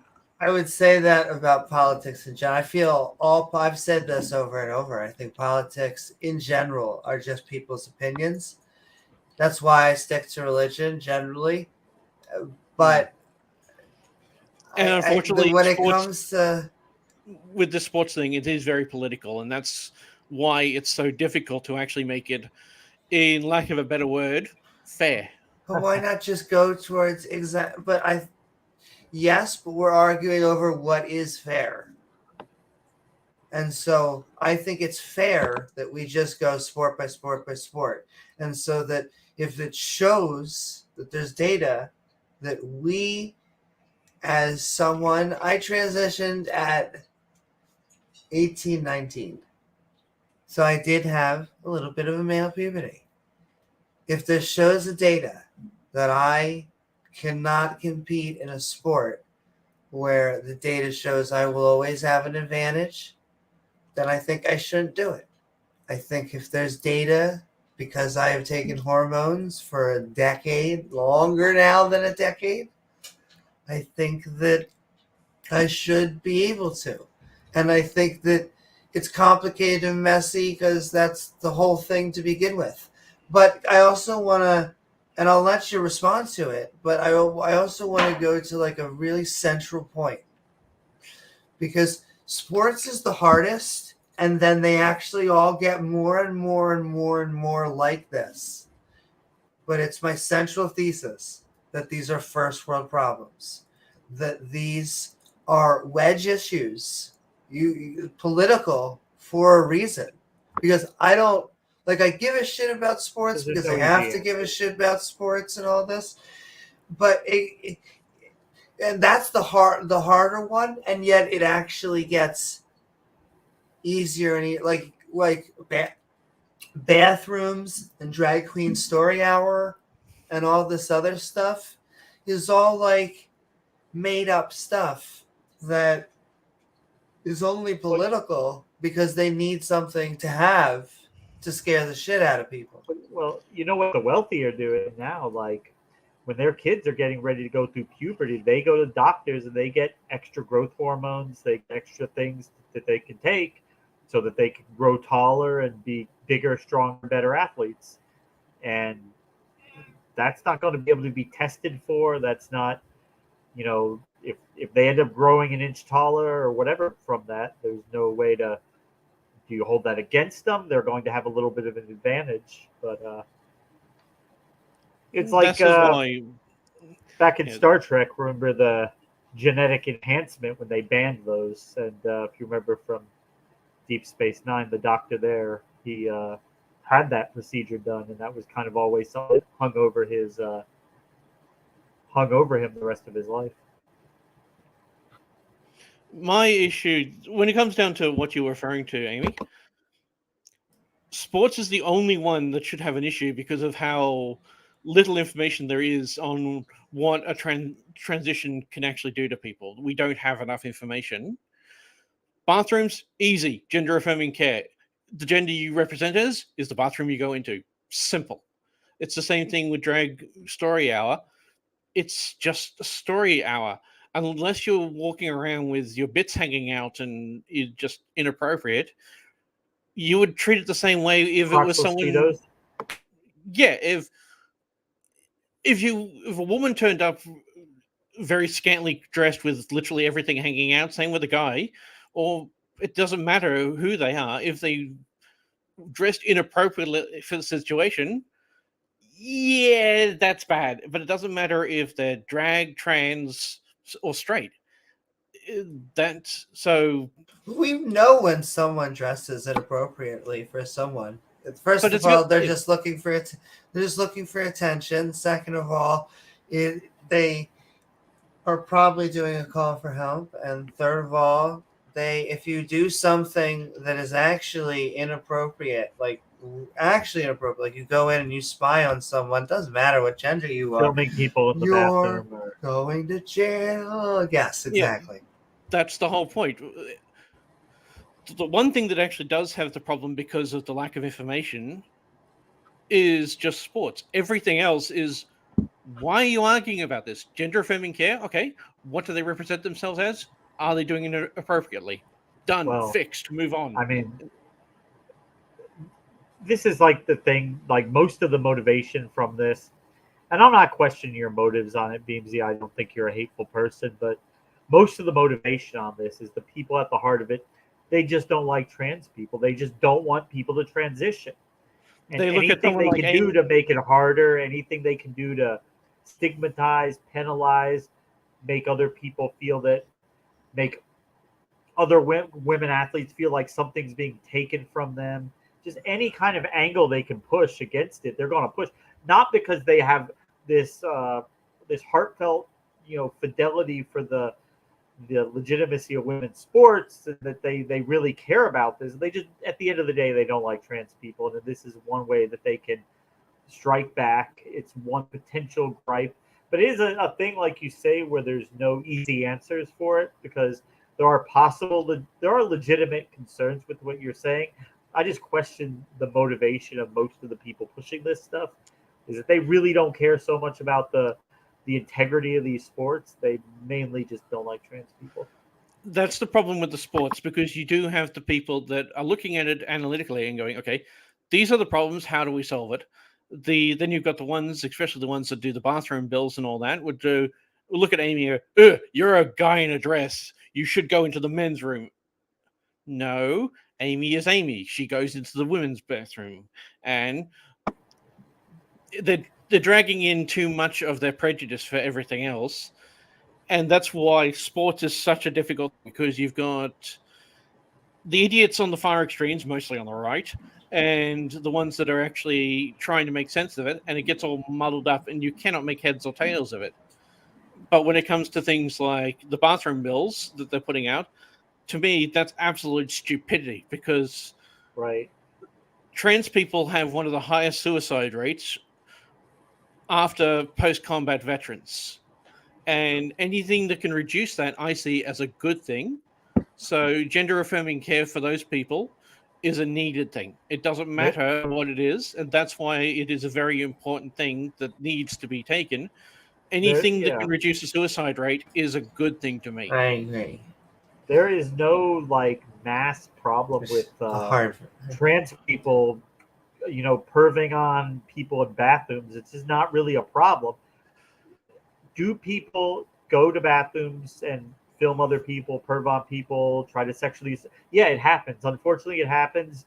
Gay, straight, trans, non-trans, it happens. And when that happens, we have police, and they come and they put those people in jail because they're dangerous people. And you will find that most of them actually follow their target into the bathroom, regardless of what gender they are.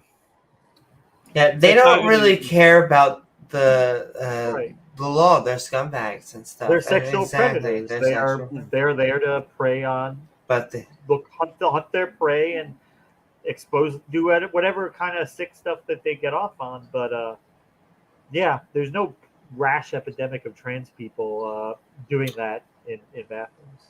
The majority of trans people that you'll meet are just someone that wants to lead their life and should be allowed to lead their life. That's why it should be supported to actually allow them to do it and just be treated as a person. And that's why, to me, sports is difficult to actually say that where is the line for fairness, but everything else that I see that they're trying to drag into it, I just see as hype rubbish that they're just dragging into it for no particular reason. And okay, No, Tim, vets have a lot of funding, but there is a lot of misunderstanding in regards to what happened with the veterans. I think the trans need more funding to allow them to have more gender-affirming care to reduce the suicide rate, because that has been proven to reduce the suicide rate. Yeah, I think secular pagan mom does have a point when she's making the point that at the heart of this is just people want to have somebody they can bully. They just want to have somebody they can be mean to, and that probably is unfortunately part of it. People, some sadistic people, just like having a group of people to hate on, to maybe scapegoat as problems. Like instead of dealing with the real problems in our society, which we do have problems, we do have things that need to be fixed, but instead of this, we're wasting our time worried about bathrooms and sports and things like that, which, as Amy points out, are not really the most pressing problems facing our planet. My main thesis, like they are not nowhere near the top of the list of problems facing our world today. which is also what they get. The same type of people are the same people like, why don't we talk about the taxes? Also, why don't we talk about your crotch? We're like, okay. Global warming? No, don't worry about it, man. Jesus is coming back. We don't have to worry about that shit, bro. But Beamsy, we I apologize for dragging this back up again, but you're fine. Oh, you dragged it back up? Yeah. At least I didn't drag it along. You can try her dress on next time. James, I'll see if I can find the picture of me dressed up as Frankenfurter, and I'll put that as my icon next time. See, now you're just teasing us. Yeah, but the biggest thing that what I see is this. Yeah, I know. The biggest thing what I see is this. It's creating an us and them. The people in power want to create an us and them and as many divisions as possible. Right. The bigger issues is, look at Bezos. How much money has he got? Yeah. How much money has he got, and what could he do if he gave everyone in the US $2 million? He'd still have a couple of billion left in his pocket. Yeah. That's the inequity is one of the biggest problems that need to be dealt with, both financially and opportunistically. Climate change is a big one, and just outright bigotry should be dealt with, and not just, hey, what genitals have you got? How many plastic surgeries can he give his girlfriend a week before she becomes non-human? There is no real common goal in anything, and it's just creating divisions among divisions among divisions among divisions. If they can actually keep creating divisions, there's no way that we could band together and create a unified front to create a better world. Yeah. There is no reason to talk about homelessness, about trying to help orphans, the environment, like I was saying, trying to help mothers and children, education, but we do have a buttercup. Equal health, equal education should be. Kids. I'm sorry. Yeah. Equal health opportunities and equal education opportunities should be available to everyone in the Western world. But there's too much money going in towards sports and movies and just garbage that only a few people are benefiting and no one is really being able to move forwards with. Then that money is being used to keep the money in place. And all right. With that, Beamsy, it's really good to hear from you. It was fun having a fantastic talk with you and call us skeptical. And keep on coming on. Oh, good. I know I'm a bit of a weirdo, but I do add points to it. I'm going to same thing that I tell to my partner. I say you need to look out for the normal people. Those are the ones you got to keep your eyes on. But yes, sent so much love. Love, Beamsy. That's Vernon.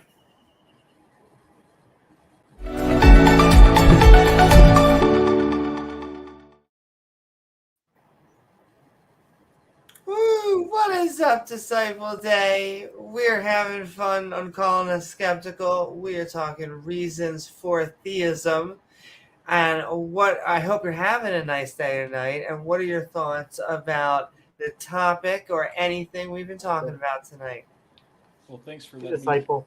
talk. Hi, guys. Yeah.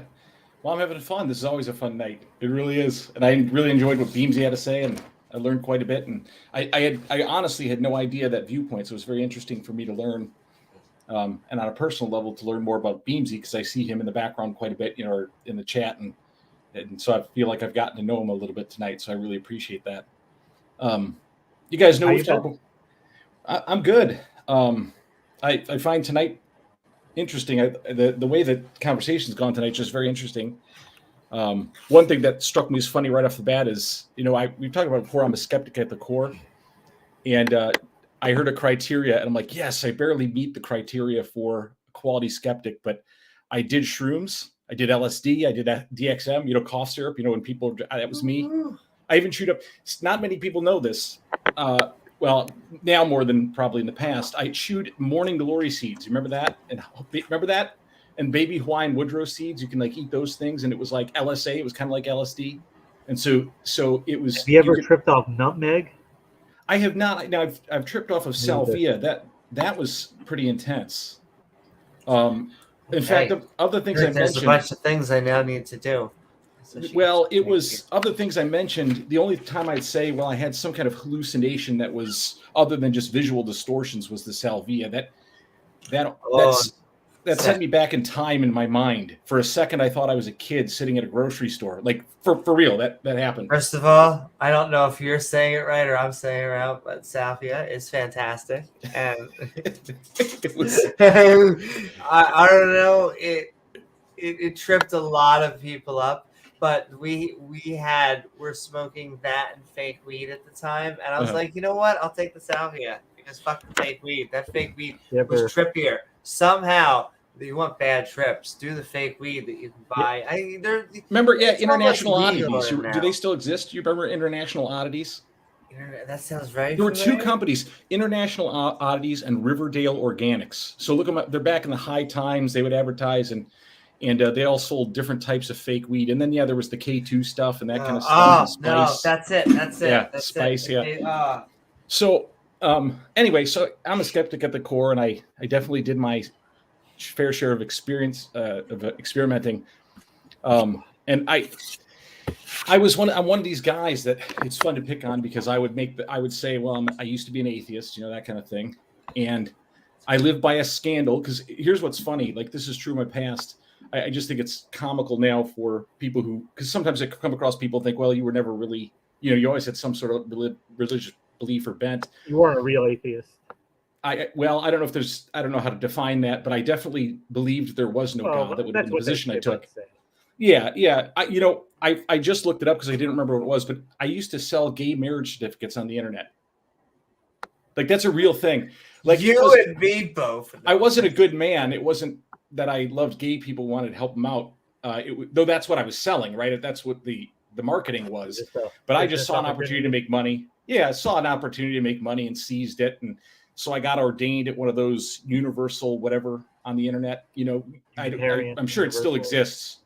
Yeah, and then I bought a little embosser, and so I'd print out certificates, and I had a nice seal on it anyway. But in Better Call Saul, it's like Sahoma University. I'm sending love. Yeah, so I was, I truly am a skeptic, I believe. I'm a James Randi fan. You guys, I'm sure he's still. Oh, well, I think we're both big James Randi fans. Yeah, I used to, for fun, I never pretended to be a psychic, but I used to do psychic cold readings for people. I could do them convincingly. I have studied magic, meaning magic tricks and illusions. Can I just pause you for a second? Your skeptic score is going way up. Well, good. And I try and be skeptical across all mediums too. I've never really been convinced of hypnosis. Is that a pun? So, not that I'm not, I don't know enough about it to really take a stance on hypnosis, but I know enough to know that I could do mass hypnosis on people, and yet even me thought I was a fraud doing it. You know what I mean? I never tried to convince people that it's real, but it's the magician version of mass hypnosis where you have people quacking like chickens, squawking like ducks, and whatever, and so I'm skeptical of that stuff. NLP, if you know what that is, and homeopathy. So I'm just kind of the James Randi mindset. And so Is that a kink? I'm just teasing. it's neuro-linguistic programming, I think is what. Ooh. And it's interesting, and yet I don't know that the science behind it is really anything, if there is any science behind it. Probably not. And I used to equate God, because I think you were talking about miracles or something like that earlier. Do you guys remember the blue dot? You know what I'm talking about? Do you remember the Inquirer, the magazine? Is that still around? The Inquirer, Sure it yes. is. Like the tabloid, yeah. And they used to have this blue dot. I'm not joking. You can look this up. It was just a giant blue dot, and they would say, it's the lucky blue dot.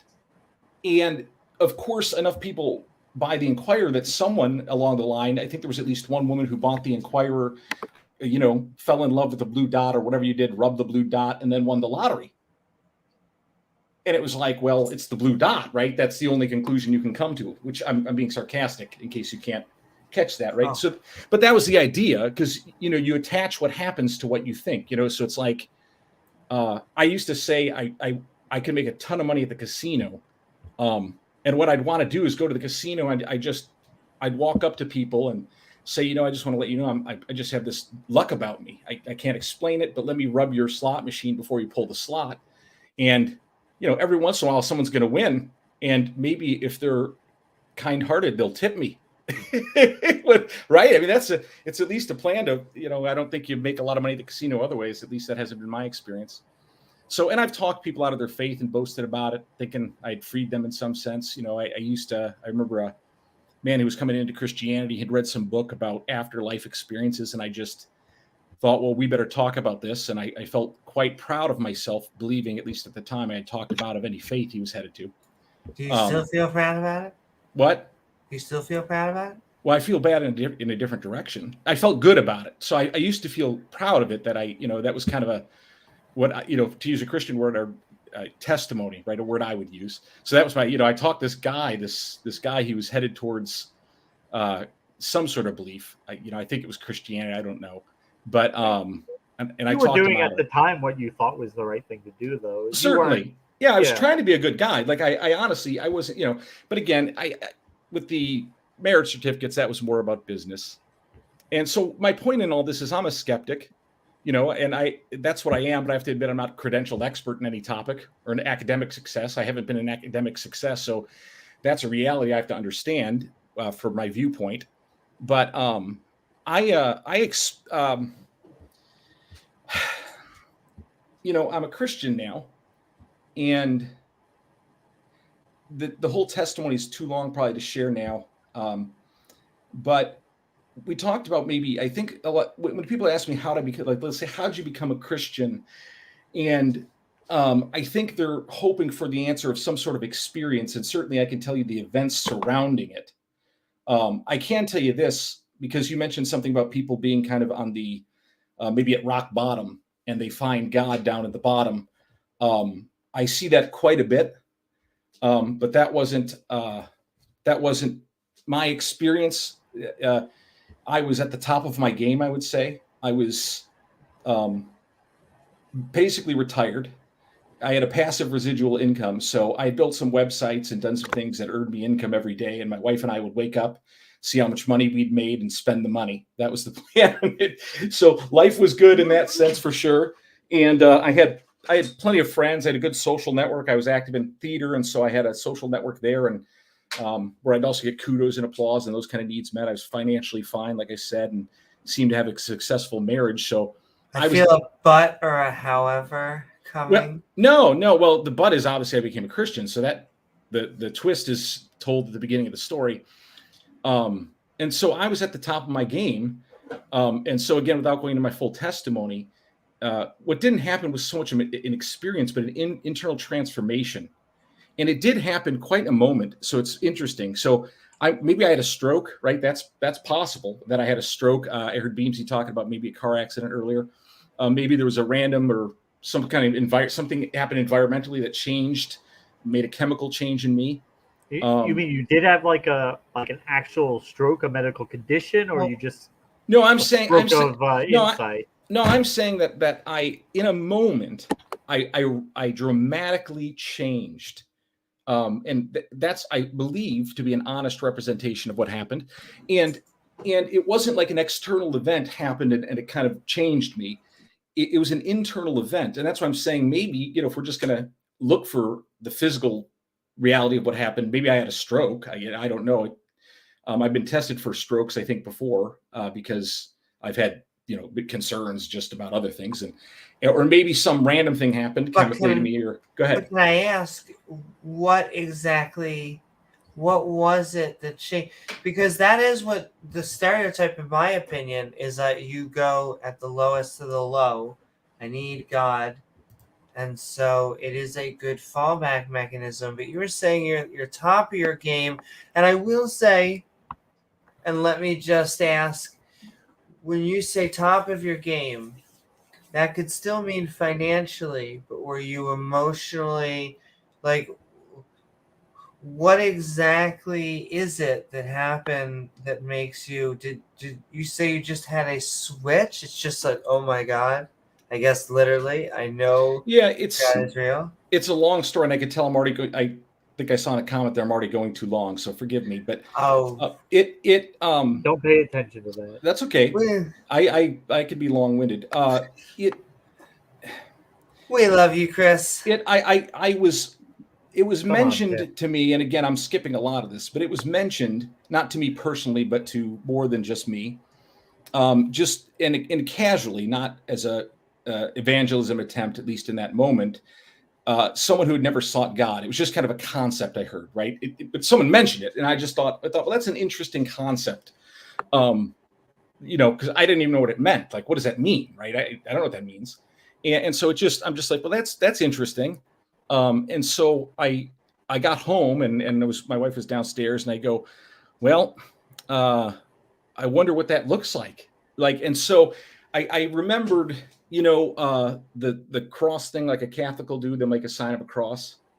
You know what I'm talking about? Like they'll do Father, Son, Holy Spirit across their body. Right. Yeah, like that, Amy. And so I thought, well, I know you do that kind of thing, right? Because growing up where I did, Christianity is prevalent, and Catholicism being probably the most. And so I got on my knees because I'm like, that's what you do, I suppose. And I just said these words. I said, God, if I don't know if you exist or not, and I didn't believe he existed, but if you reveal yourself to me, I'll follow you. Like that's, I was just stating something of like, hey, let's do this. And I was really sincere about it. I'll say that. Now we can all, of course, look back and then say, well, see, you already kind of believed, right? Because you did this. And so that proves you already believed. And, but I could just tell you hopefully with honesty, that wasn't what was happening in my mind. I was a skeptic, and I went down a skeptic, and I stood up something different, which is cliche. I understand, right? I'll say I went down one man, stood up another, and I understand that's cheesy, lame, cliche, whatever. But that's the best I can articulate the reality of what happened to me. And go ahead. So you asked for a answer from God or a response, and you stepped up and. Yeah, I asked God to, because again, the idea was, someone who's never actually sought God, like looked for God.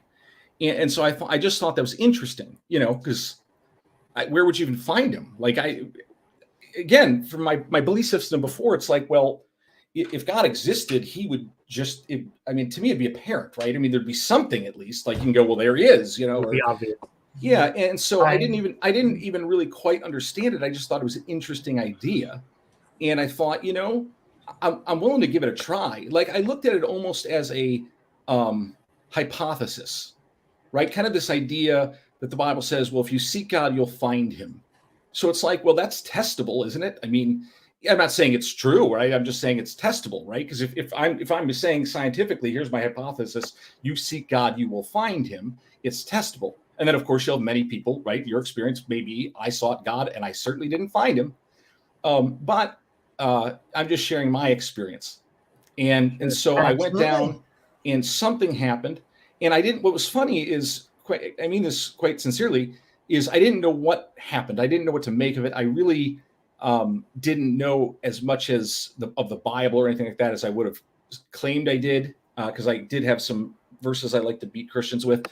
But what happened was I'm kind of like, just experiencing something, and I have a wife, and I'm going to have to explain to her something, right? I mean, if she comes up and notices I'm different, we're going to have a conversation about it. And so I'm kind of thinking, boy, how do I explain this? Like, how do I explain this? And a friend of mine at our wedding had given me a couple's devotional Bible, and it was wrapped in cellophane. I'd never opened it. This was many years before. I'm old, and we didn't have any. Oh, so you weren't a Christian at this point? No, I am not. No, he had given me a Bible because he was a Christian. So at my wedding, he gave me a Bible. Before we go on, because I think I would know what would happen in your event from and let me just say, you have to understand everything I'm about to say. You see this? You know what this is? This very specifically is an armchair. So I am we're just armchair psychologizing. But it sounds like, yeah, exactly. But it sounds like you became convinced. You're asking for the very specific word, convinced. You were asking for an answer. You're going to need to get a new chair. No, because I was asking for a way to articulate it, right? How do I explain to my wife? And so I saw, I knew the Bible was there. I'd never had a use for it. It was my wife and I laughed about it because it had a cellophane wrap on it. I don't know why. But didn't you ask God for some sort of response, or for that? Didn't I ask God to explain what had happened? You were on your knees. Yeah, when I was on my knees, I asked God to reveal himself to me. That's what I'd asked specifically. And what did God say? I didn't hear God say anything. Matter of fact, it wasn't until I was watching The Walking Dead that I knew God spoke. He literally spoke to me the first time through the Walking Dead TV show. So I'm a certifiable nut. Well, so, I'm interested now. Well, I'll get there real quick. But so no, he revealed himself. I don't know how to explain it other than the whole world was new to me. Like, I stood up and I heard birds, and that's new. It was like I'd never heard birds. And I look outside, and there's a tree outside my house. It was new. Everything was new. So I'm really cutting it short, but again, I know that doesn't feel this way. But that's why I use the word convinced. Yeah, that's what I mean. You stood up, and from that point on, you were convinced that theism was true, or that I was convinced that there was a God. I'll say that for sure. But I opened up the Bible, right? Because I didn't know how, I didn't know much. So I literally just opened up to a page, and this happens all the time. And certainly it could be a coincidence what happened. I just wouldn't interpret it that way now. I open up the Bible, and I open up right to John 3. Matter of fact, right before John 3:16, which is a verse many people know, right around that place anyway. And it says, unless one is born again, he cannot see the kingdom of God. And what was interesting is that may have no meaning to you, but it gave me the word. In other words, it gave me a way to articulate to my wife. I went and told her, I said, I feel like I've been born again. I feel like I'm a baby. That's what I felt like. Now, obviously, I didn't feel like I couldn't feed myself, or I couldn't stand, but I felt like everything was new. Like I was experiencing the world for the first time. And it was weird because I had this weird feeling of freedom, but it was different than what I had experienced before. And so again, this is just my experience. I'm sharing my experience. I'm not arguing for theism because I'm not the qualified person to make that argument. I'm sharing what's happened in my life. And so that's all I can give you. And I know this sounds terrible, but I've had a similar experience with DMT, in that I've had basically a time where I have expanded my altruism, understanding that we're all connected and that we have to make objects for each other and do services and everything just for our society to run for each other. And it was a very profound thing. I haven't been able to not stop thinking about that constantly since things like that. And so James Looney's jokes, it's the day I became a capitalist, but Certainly DMT is a powerful psychoactive substance. And that's why I was saying earlier, maybe something happened in my brain and maybe it was coincidental timing, or maybe that's what caused I don't know. I'm just telling you what I experienced. But I changed, and it was a lasting change and a change that continues. So that's my experience. And so just for funny's sake, because you'd asked me about, or I'd mentioned The Walking Dead. My wife and I am a huge horror fan. And my wife and I were watching The Walking Dead, and it was I'm pretty sure the first episode of The Walking Dead. And there's like this, if you've ever seen it, there's I think Rick, right, is the main cop, at least in the episode I saw, and there's a lady who's cut in half, a zombie, like she's a zombie, and she's like only the top half of a person. And yes. Yeah, and she's like crawling on the ground towards him, going to eat him or whatever and so I'm just watching The Walking Dead, and it's not like I'm sitting here thinking about God, and I just hear this voice, and I don't know how to describe it, an internal voice, but somehow it was different than the voice I normally speak to myself in. I don't know if that's usual, but I talk to myself all the time. I'm not claiming not to be crazy, but I heard this different voice, and it said, "That was you." And what was really interesting is, again, I'm not sitting there pondering God or thinking, but what was interesting is with it, immediately I understood the meaning. And it was like that lady, she's dead, right? The zombie's dead, but doesn't realize she's dead. She's just crawling through existence, devouring everything and never satisfied. And that was exact picture of me. Again, I was at the top of my game, and yet I still wasn't full, so to speak. And so I was just going through life, devouring everything. But then I later saw in the Bible, it was much later than that, but I turned and found that that's actually a Christian concept, right? It's like you were dead in your sins and transgressions in which the way you used to fall, but you were made alive in Christ. And so again, that I don't know what it means, but it's certainly interesting. And so, but that was exactly what I got out of that interaction watching The Walking Dead lady. Was that exact concept that I used to be dead, but now I'm alive. And so this has just been my experience, and it's had a profound impact on my life. It has transformed who I am, how I live. And again, Tim, it's not bugging me, but you're quite right. But I have to ask. Yeah. You're not saying there is a connection. You're just saying you were looking at the zombie and it just reminded you of Jesus. No, I'm saying I wasn't even aware of that verse. Now, I may have heard it before. Like, I don't know. I mean, so it could be in my subconscious or whatever you want to call it. But what I'm saying is I specifically heard internally, that was you, in reference to this walking zombie lady. I wanted to bring up a point here because this is something that Knock also said. Both you and him say the exact same thing, in that I heard a voice and it wasn't me. And I want to push back on that statement because I think we are so used to hearing our own internal monologue in a very specific voice that whenever we hear another one that, for whatever neuro reason, that we often prescribe it to an outside source. But, I sometimes feel like I have arguments with myself, with my gut versus my brain. Just, you should have done this. No, you were able to do that. You did it for that reason. Yeah, but I could have done that. And I go back and forth with myself.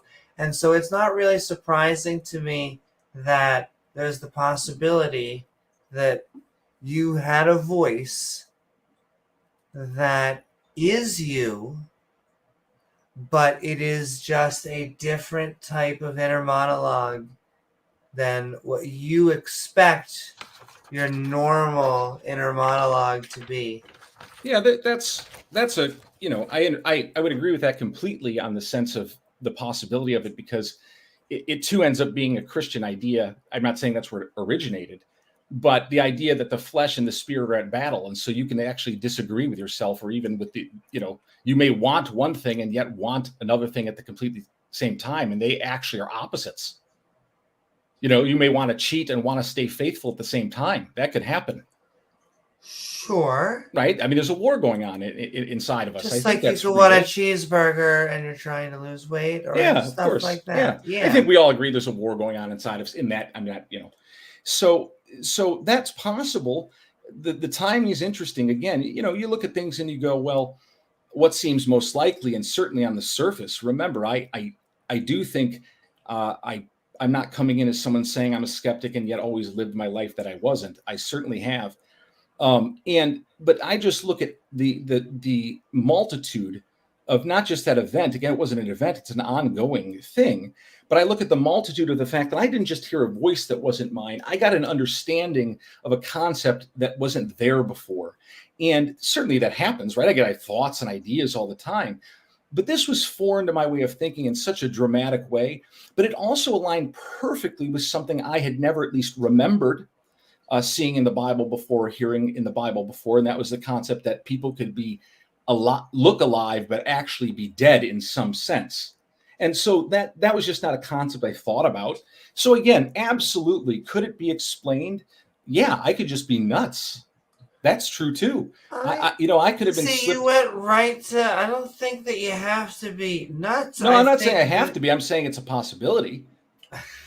Right? We could all be. We could all be nuts. We all a little bit. I was gonna say exactly. But can I also offer the possibility that there's a lot of symbolic. A lot of symbolism that we use in a lot of these stories within mythic structure in itself. And I think that all of that is useful. It's just when we think that it's literal or that I get very nervous about also sacrificial, like literal sacrificial logic. Can I ask you something? And I'm just curious. This isn't my experience. I'm literally just curious your answer to this. No, yeah. Do you believe in psychics? No. Me either. So we're on the same page there. Okay. Can I only say, I wanted to say this before, is that I pass by a psychic to work every day, and they not only have a bobbin house, but they have like a fucking Corvette or something out there, or some sort of car out, and it makes me go, how do they afford that? One of my favorite jokes is a guy goes into a psychic and he says to the psychic, "Hey, do you see me serving time in my future?" The psychic says no, so he robs her. Right? But so I don't believe in psychics either. But let me ask you a question. I'm not claiming this is my experience. I just want to know your answer. I knew you were going to ask that. No, go. Yeah, you probably did. How many? Let's say you're walking down the street and you just get this voice in your head, quite possibly just your voice, right? And it says so and so is about to trip, and you look and they trip, and you go, there were probably some markers seeing them. They were walking a little fast, a little carelessly. They're probably about to trip. You get in your car and you go. You have this tune in your head and you turn it on and it's the same tune playing. You go, well, that happens all the time, right? We've all experienced that phenomenon. Then you get home and you put on the game and you don't see a score, but you go, I get a feeling it's like 27-10. And all of a sudden you look and the score's 27-10. And so it just keeps going on like this for a few days. At some point, do you start to wonder if you're not a psychic? I'm asking. I'm honestly curious. I would say the point where you go, all right, I think I have psychic powers. Let's test it. Sure, Or absolutely. You will be sitting in a room and your phone no notifications in like an hour or more. All of a sudden, you look at it, and then like a second later, somebody calls you. You get a call or a text. It's like you knew it was going. Yep. Something was coming.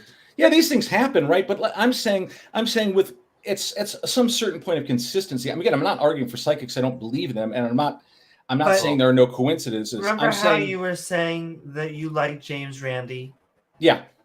So James Randi was just famous for not only being a magician, but he was famous for going out and testing all of these psychics and for seeing how they could collect their data. And they had two different types of data.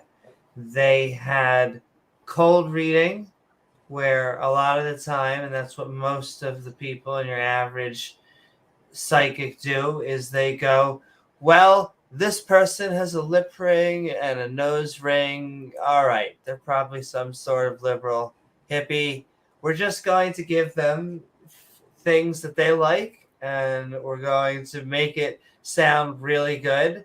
And you're going to save the whales. It's going to be amazing. Congratulations. Oh. And then someone comes in with a red baseball cap, and they're like, oh, my goddess, you are going to become the head of a private organization.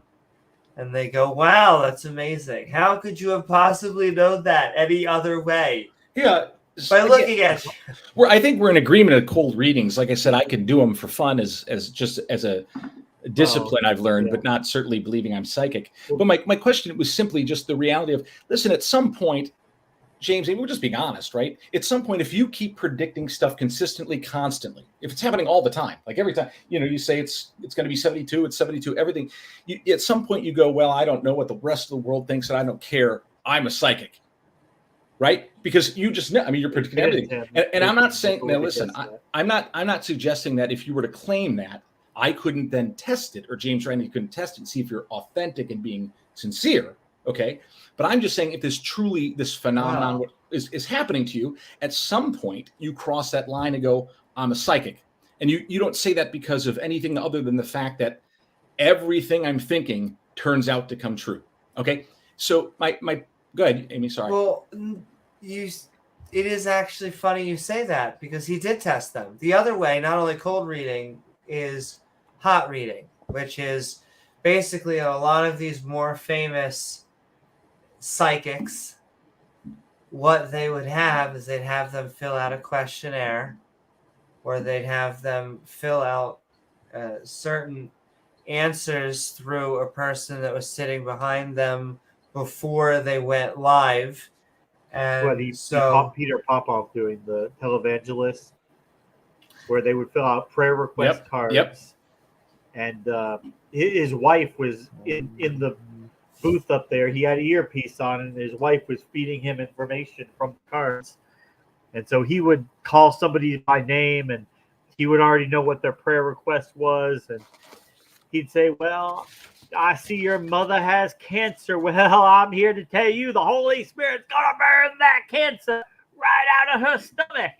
That Holy Spirit is moving. He's going to burn that cancer. Yeah, I'm familiar with that. Again, I'm a skeptic at heart, and so I'm familiar with these things.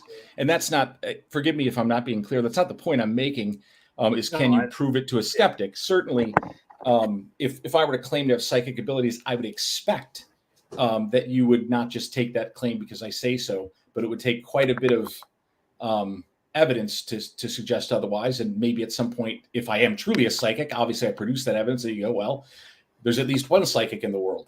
But my point is that I'm trying to make is I didn't just turn on the radio and the tune was matching and I said, well, there you go. Right. That's why I kind of preface this with the blue dot, because in the blue dot, you're looking for something to happen. You have the blue dot and something happens and you say, well, it's because of the blue dot. And so I've approached, I believe, again, this is limited to my own understanding, but that I've approached my belief systems skeptically. And that skepticism was taken down two ways. One was through study and research, I suppose, but the other was through a continued ongoing experience that the Christian would define as a relationship, right? You've heard that before. I'm not telling you anything new. Christians would say we have a relationship. And so I'm not bringing anything mind-blowing here, but I'm just telling you that's what I experienced.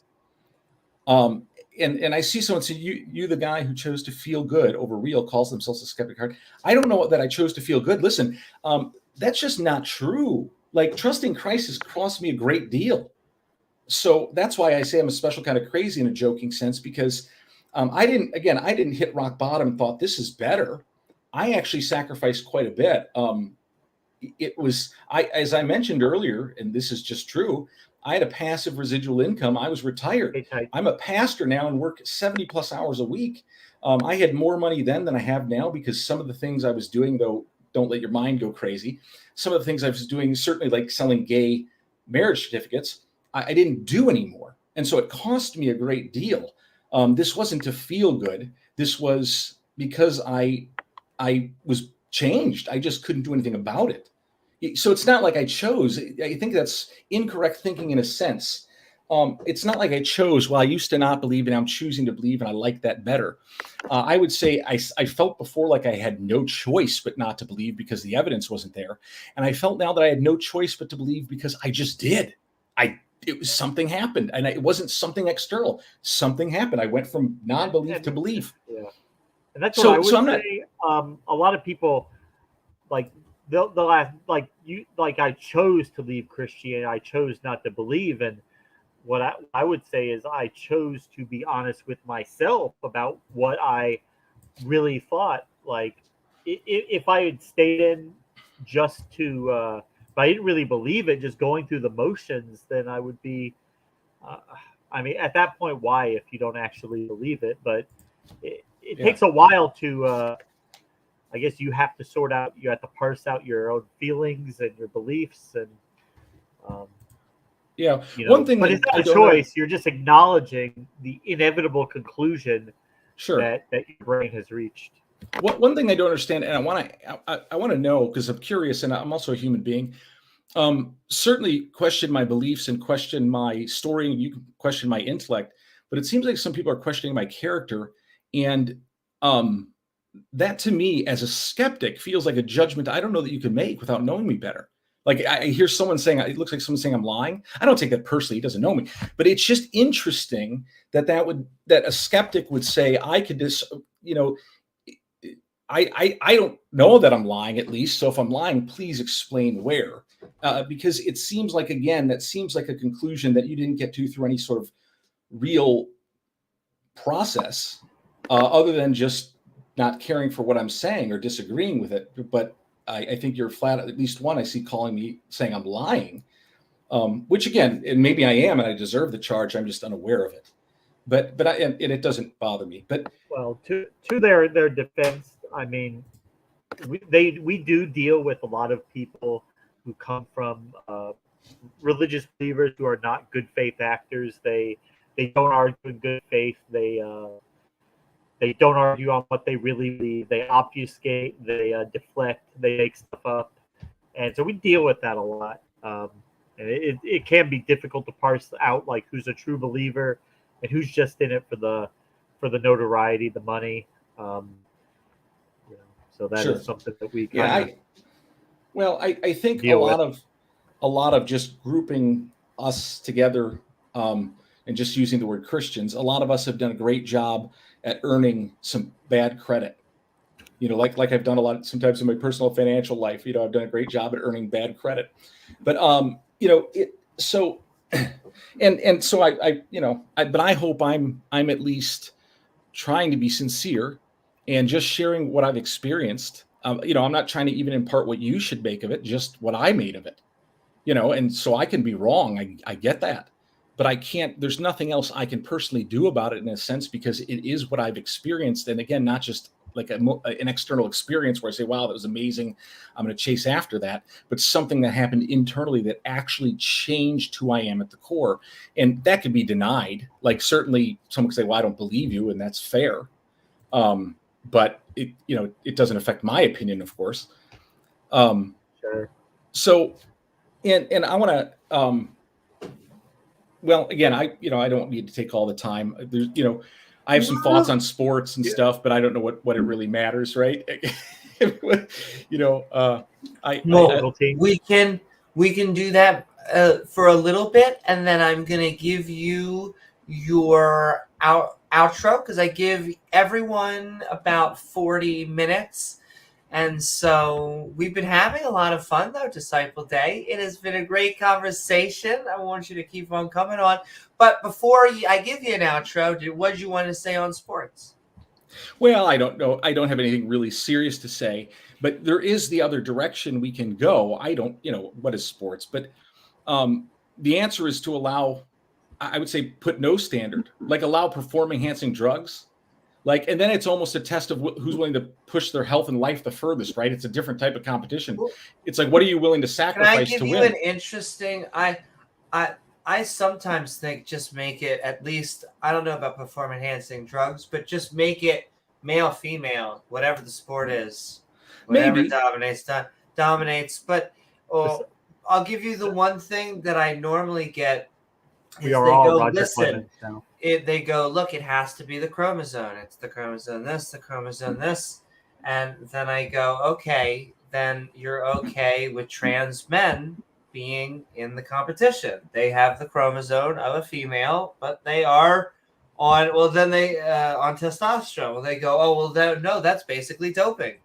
Well, I go, well, I mean, that's what I was talking about hormone regulation for, is that you have the opposite for... They don't have testicles, so they have to take testosterone from a pharmaceutical source. But and so what it makes it is now all transgenders are all, you basically now have one big bucket where you have biological men, transgender men, and transgender women, and you have biological women over here. Yeah. Sports to me is such a thing that the sport defines the sport, right? Like, if I were to create a sport and say, well, here's the definition of the sport, it's 5 men playing, tossing a ball around. Well, then that's the definition of the sport. And I'm not saying it should be. That's not my point at all. I'm just saying it's sports. It is. And I think someone who objects to having someone who's genetically superior in some way, I don't mean that across the board, like there's an absolute standard for superiority. I just mean, let's say they're stronger. Genetic advantage. Yeah, Dick, thank you. I just think that makes it more interesting. Do you guys remember Punch-Out? One of the fun things about this game on the Nintendo called Punch-Out is you beat Mike Tyson, you were Little Mac. Right? He had that was the idea. He was this giant, huge beast of a man, just and you were Little Mac, and yet, kind of like the Wilt Chamberlain effect. Like when he played in the NBA, he was like 20 or 30 years ahead of his time. Had he played in like the modern NBA, he probably wouldn't have been as spectacular as he was in his heyday. Yeah. Yeah, well, he was something. I'm a Michael Jordan fan. I grew up in that area, so but I'll happily close out and but Disciple Day, sending so much love to you. We have been calling us skeptical on reason for theism and a whole bunch more fun. What are your final thoughts? Well, my final thoughts are to anyone, listen, my goal, I truly believe the best way I can demonstrate my God to you is by loving you and representing that well. And so for Tim, again, just to see someone I see in the chats, and some others who I do sincerely apologize. Forgive me if I've in any way been insincere, bigoted, hate-filled, just any of those things that I certainly do not desire to be. Forgive me, please, and I will try to do better. I mean that sincerely. I have absolutely no interest in being hateful. And you understand the art of trolling. So sure, yeah, I'm not again. Yeah. I just, but that's not my responsibility to judge whether he's a troll. I have my own private thoughts, but I am going to say that I want you to judge me. I give you that on whether I'm being loving and sincere, and that's fine. And my goal is to be, and I hope I live out my faith in such a way that even if you don't believe in the God I believe in, you say, well, at least the way he represents it, it is a God worth following. Again, by the way I represent, I'm not saying anything about physical truth or reality or whatever you want to say, but you may look and go, well, I can see that this guy loves people well, and it ain't a bad thing. So hopefully I at least represent that well. I thank you for letting me on the show. And I certainly hope that I have not at least directly harmed you or anyone else in any way with my faith. Not at all, Disciple Day. It was lovely having you on as always, and keep on coming on. I would say if it turns out that we're radically wrong, like we're just completely off, and there is a Jesus, I think he would be happy with how you represent Christianity and his message. Thank you, James. That really yeah. means a lot to me. Sincerely, that means a lot to me. I think he would be happy with it. I think you do come at this from a good place, from a place of love. And I just think you're a nice guy. If we disagree, but yeah, we still like talking to you. Yep, thank you. Chris, lovely having you on. And with that, what?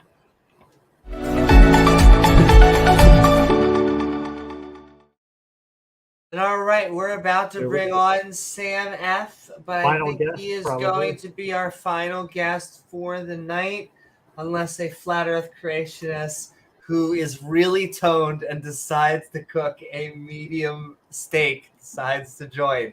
That is the very specific criteria.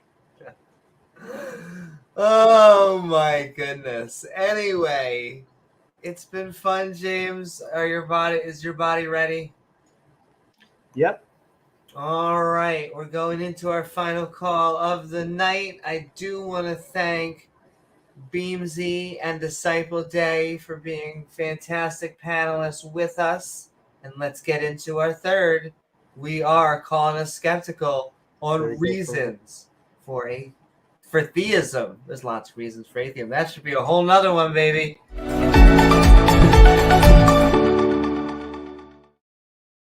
All right. What is up, Sam F? We are calling us skeptical on reasons for theism. We've been having fun. What are your thoughts about the subject or anything we've been talking about tonight? Hi there. Thanks for having me. Yeah. So just a few thoughts to piggyback on Disciple Day's call.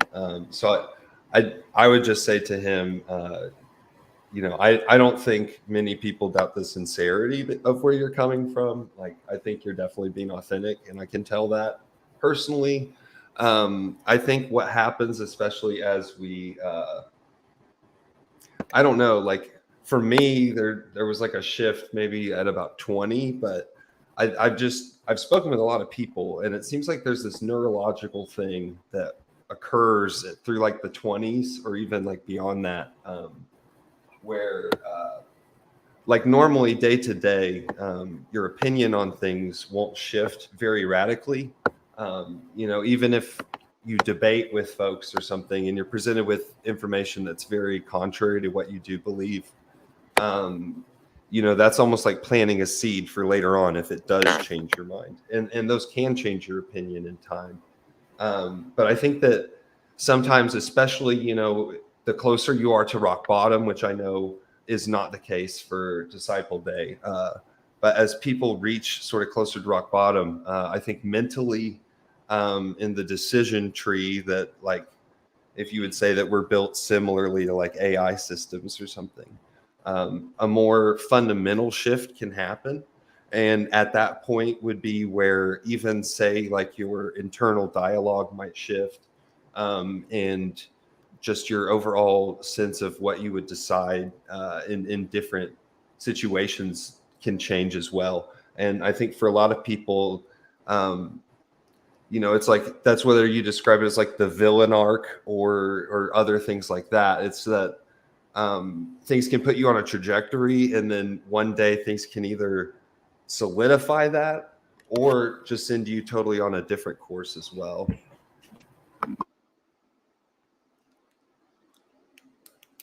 But yeah, that's just a couple Are you thoughts an atheist or?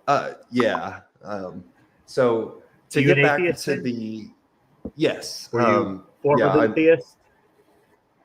Yeah, I grew up in the church, and I spent the better part of 20 years pretty devoutly believing. So you can at least see where somebody like Chris is coming from, because you at one point had similar mindset. For sure. And I think like back on the reasons for theism question, like kind of tying it into that as well, is that I think we all do have a basis of morality and definitely growing up in the church. was taught that morality comes from God, right? And that it's dictated to Moses, then us, and that whole story. So, I've definitely been around people who will say things like, if there wasn't a God, then there would be no reason that they shouldn't just go out and steal or kill or do whatever they want, right? Because there's no objective reason for morality. It comes up from time to time, that argument. I hate that stuff. Yeah, and I asked R and Raw and Dr. Ben about that, and they had some thoughts of like where biologically morality is based from, but just to like a reason for theism is that I wonder like almost like a false positive in that like let's say with a security camera, you might have a security camera like by your front door, and whether it's plugged in or not, that security camera might protect you from someone who's coming up trying to like take an Amazon package or something, right? And so even when the camera isn't truly functional, just the presence of it or the belief that it's working, is protective in that sense from people who would do you harm.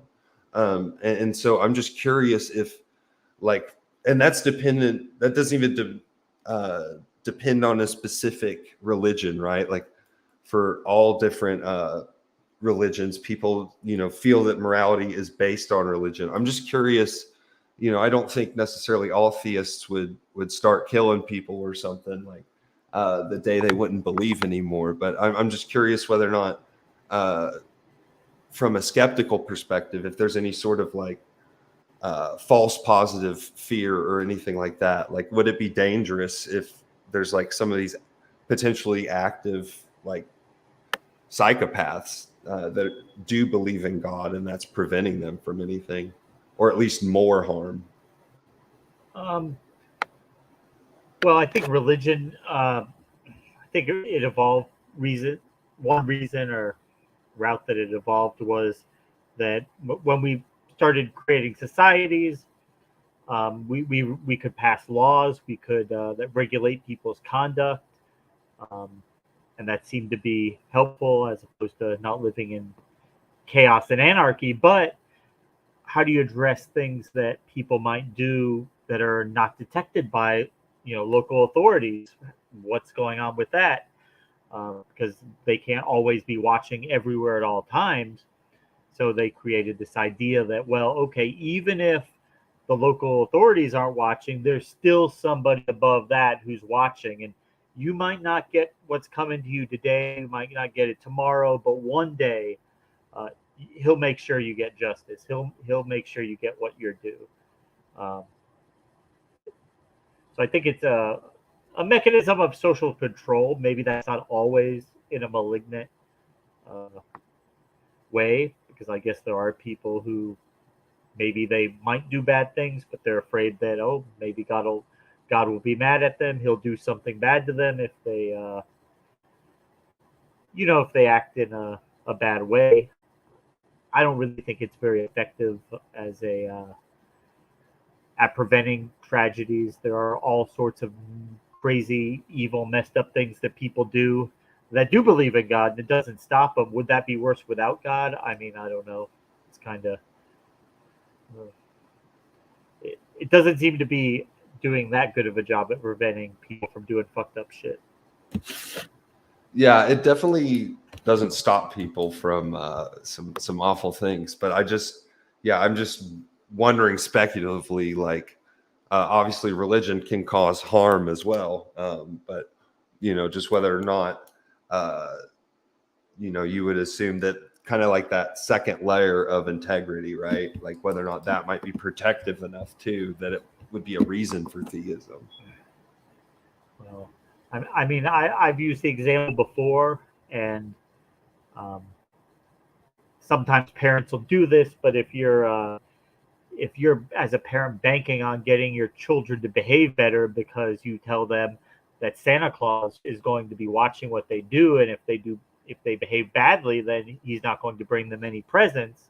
I mean, I guess that might work for a little while, but then once they figure out that Santa Claus isn't real, now they have no real reason to behave themselves. Now, the fear of losing something like that has been, right. And I guess I totally agree. And I come from that perspective too. I just think, so we live in a world where there are people who like would fight to the death saying Santa's out there, man. He's at the North Pole right now.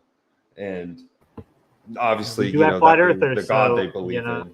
Yeah. So I just mean, nothing's off the table. I also used to debate with someone who said that anything that has a definition therefore exists. And therefore, when I said that means Santa Claus exists, he said, yes. Has a definition, therefore Santa Claus exists. Humans.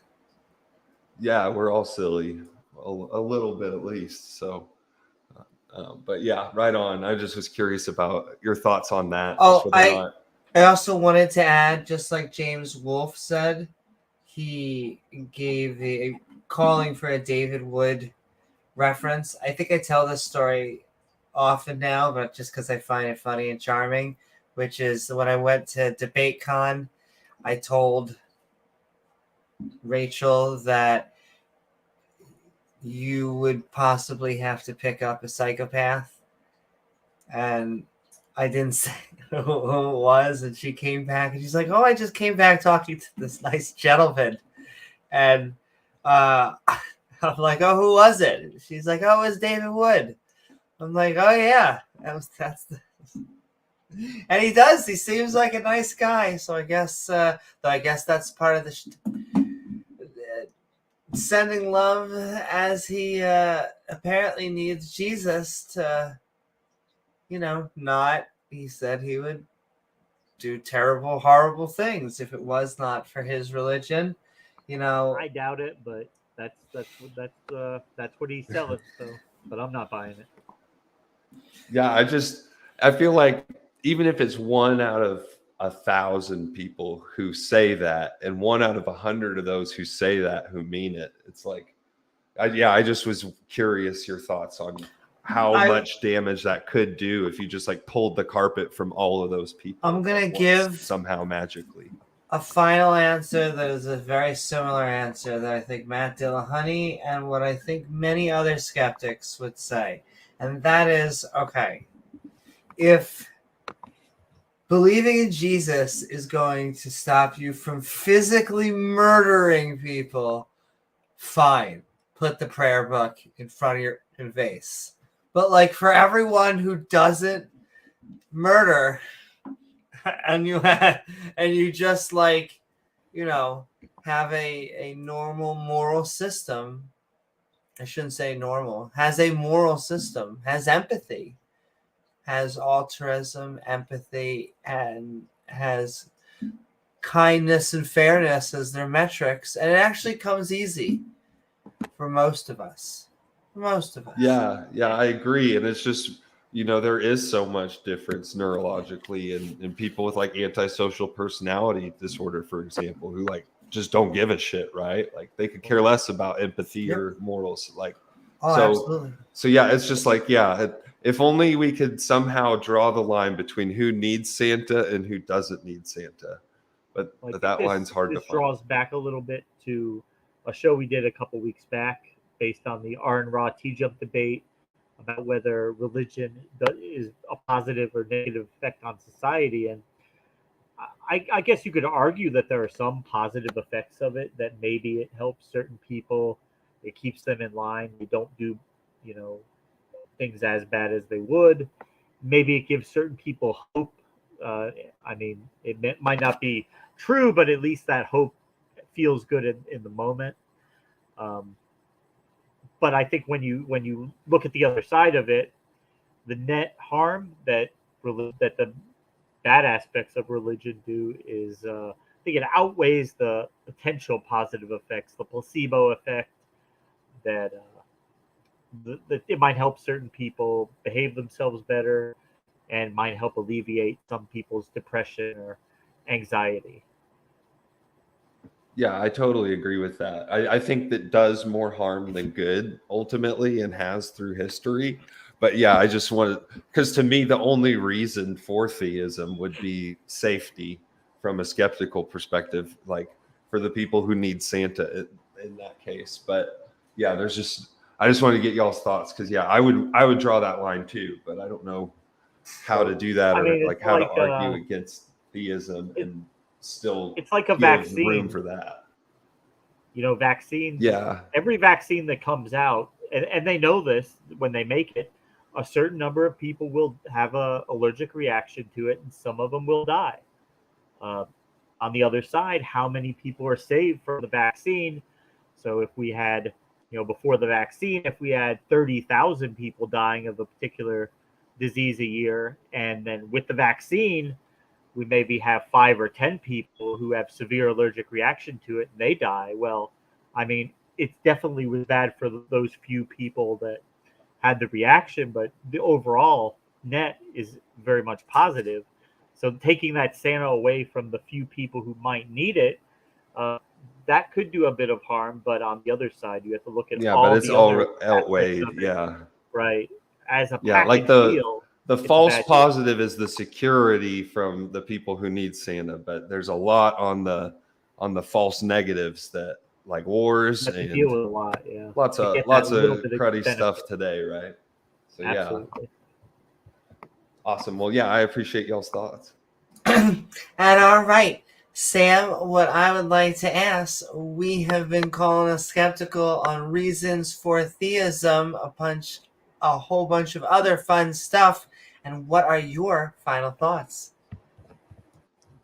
That's the only one I could think of. And yeah, I agree that it's outweighed by the reasons against it. So I think my final thoughts on reasons for theism would be from a skeptical perspective, still looking for a better one. But I'm willing to listen. Exactly, open-minded. So I think the joke is not so open-minded that our brains fall out. Yeah, not quite that much. And all right, Sam, it Thank was you. lovely having you on, and keep on coming on. Thank you. Have a good one.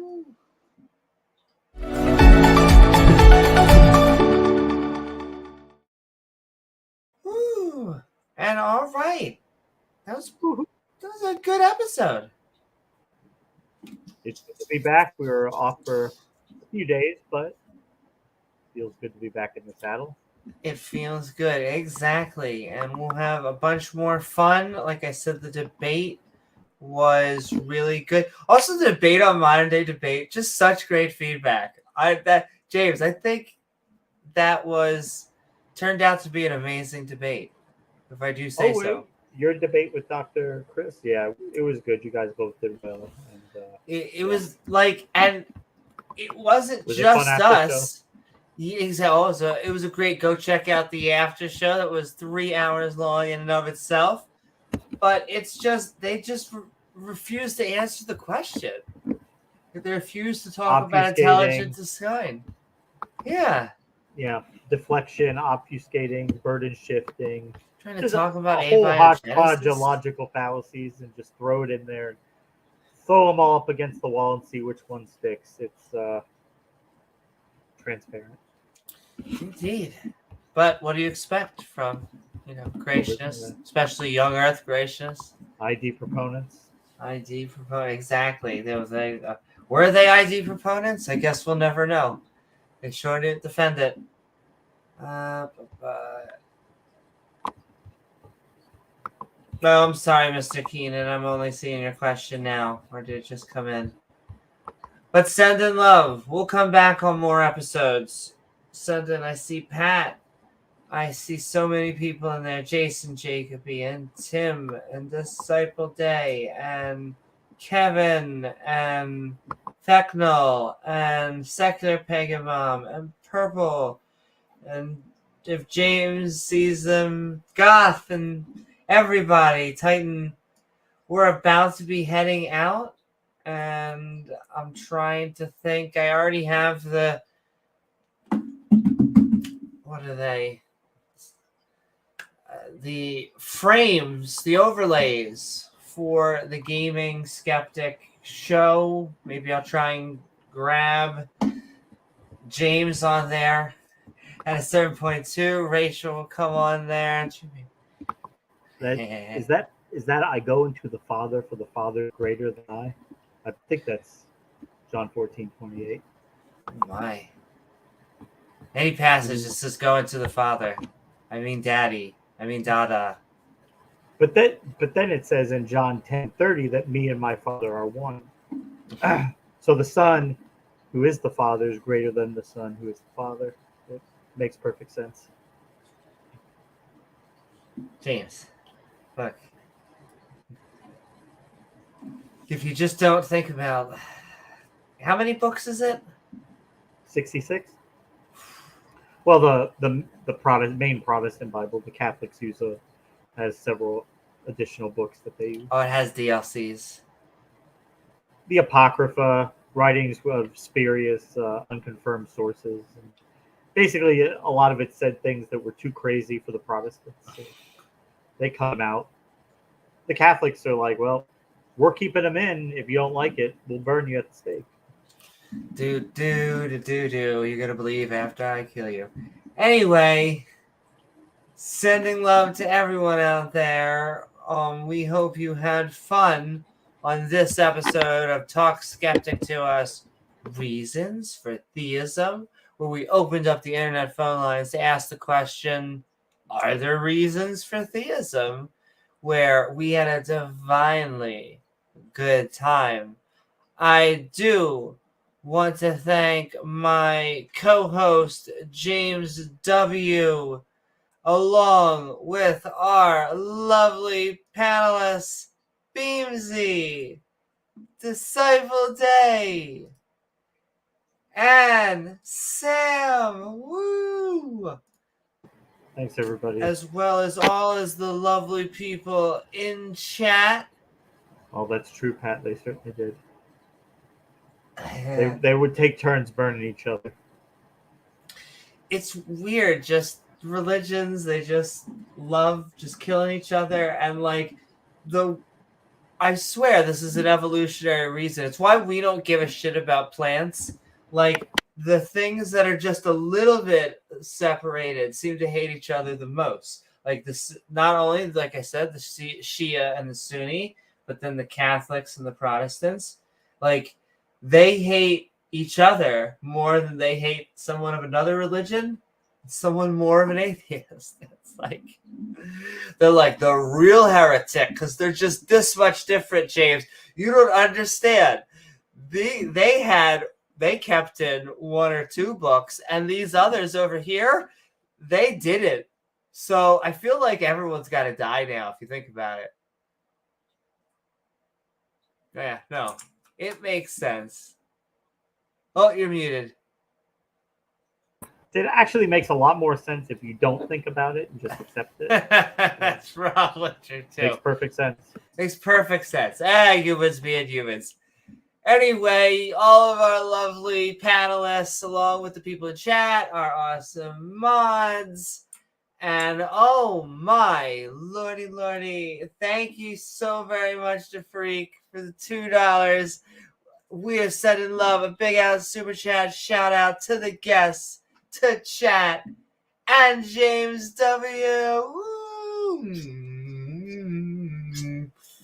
That's right. I am sending that to all of you because you are pretty amazing. Thank you to Freak for the love and support. And I will say, if we ever have, we're moderators on here, but for Debate Me Brah, but I will, if I've been challenged to a debate, I know that if James W. ever decides to he could go into the ring, I would mod it. Boom, boom, boom, boom, boom. A $3 super sticker, sending so much love from Appreciate you, Nick, who is sending hearts and you should all be checking In Time On Time. He's had a few amazing episodes in the past, not that all of them aren't, but I saw it was like an awesome crowd, and one of them you had hundreds of people watching. I think that was the one where you had not just a sergeant, but another person. But you were going over the dollar bill. I'm pretty sure it's worth... There's no kind joke that I'm about to make. Let's just... The dollar bill is fine. What are we talking about?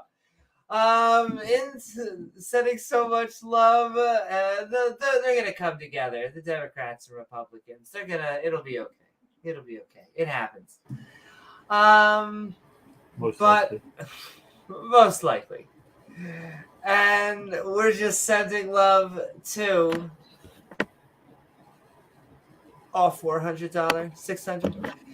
We're sending love to all of the suits, though I can't really make fun of too many suits today because I feel very much I was able to dress fancy today because it was assembly day. It was cute watching the students wear their dress shirts and everything. And eventually at one point they're like, come on, parents, you join in too. And like only half the parents were like, ha ha ha ha. No, I'm pretty sure I'm going to sit here and be here while I'm here. Probably the safest route. You don't want a boogie, James? Come on. Oh, you're doing enough for all of us. All of us. Woo! And all right, we are really sending love. In fact, sending love to Disciple Day, to Da Freak and Nick for all of the love and support that they sent this night. We're sending love for all of you hanging out with us, the people in chat, our awesome mods who make this stream so great, and of course, lovely viewers like you. Ooh. Sending so much love, Thanks, Sam. Ooh, oh, that's right. Thanks for having me on.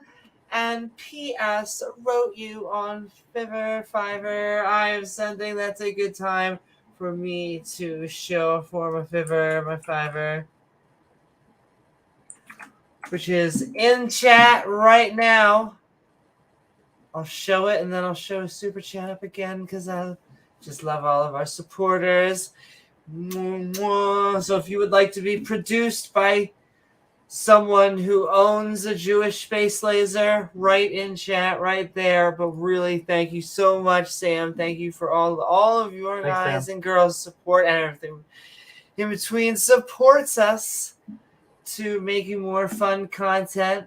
And yeah, I think the Patreons, but I'm going to get, I shouldn't say Patreons because it's one of the best ways to support us. It's actually been really fun. I'm going to post the video game Skeptic, the Skeptic Gaming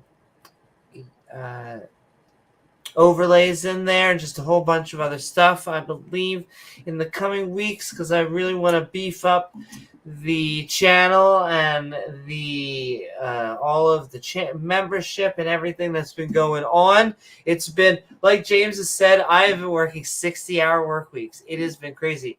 I went from having a very pick my schedule to like a very regimented. There were some either weeks, day I did not have breaks. It was a 30-minute lunch. But then you work, you woke up, you work, you came home, you grade, you go to bed, you wake up, go back to teach.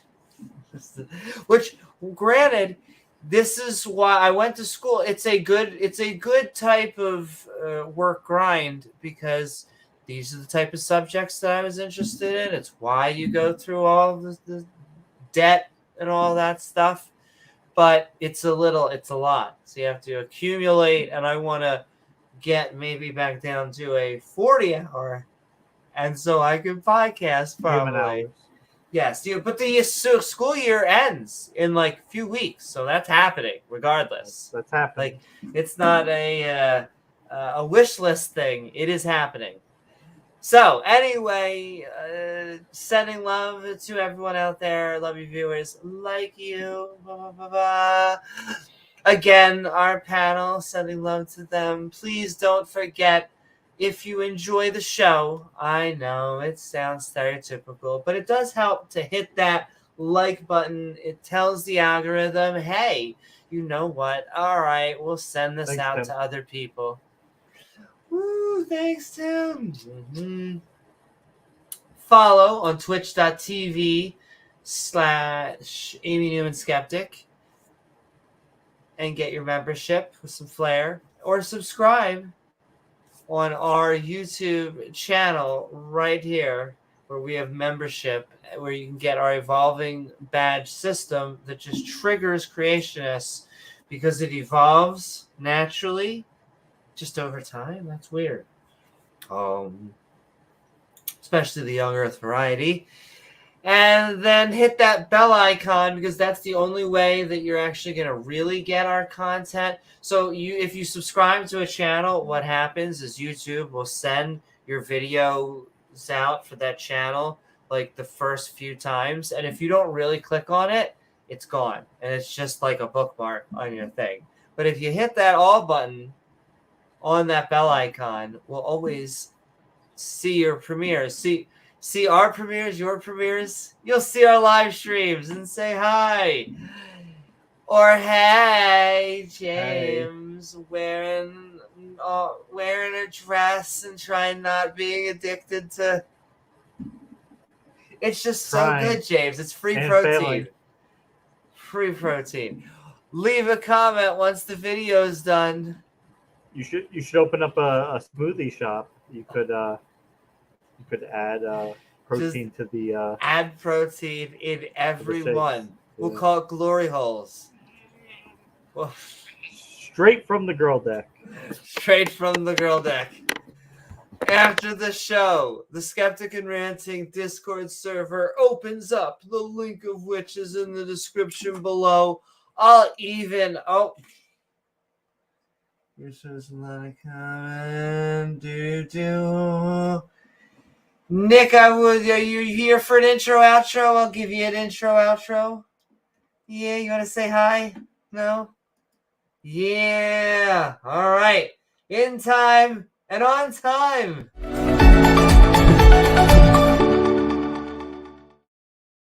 I take pride. How dare you accuse me of being on time for anything? But thank you. Absolutely. I've almost been on time once. There was a day. Yeah, well, my condolences. People appreciate you more when you're late. It's fashionably late was fashionable for a reason, and I think it's it's especially to give your audience a certain level of abuse. They like it. They're like, it's like, where are they? Where are they? Oh, I'm sorry. Masochists. They enjoy it. I'm doing important things. Excuse me. Shoot. Do I have any more whiskey? Hold on. Okay. Yeah. Oh, do we have a show? Yeah. Where's the button? I'll find it later. I have to do that thing. Yeah, I have to do a show. But yes, we have in fact been calling us skeptical on reasons for theism. We've been having a lot of fun. And what are your thoughts? Well, there's only one reason for. Hold. I'm going to mute myself for a second. That's okay. This is a good time to tell you to go to Nick's channel as well. Well, thank you. Yeah. In time, come on in and join us. Yeah, we've had a couple of really big shows, which is nice. I like coming here because you guys are a lot of fun. You're very funny. I learn a lot. You guys have been going through the Bible. You haven't done that. You haven't done that in a while, but it's a big book. And listen, 66 books. 60. Have you seen this thing?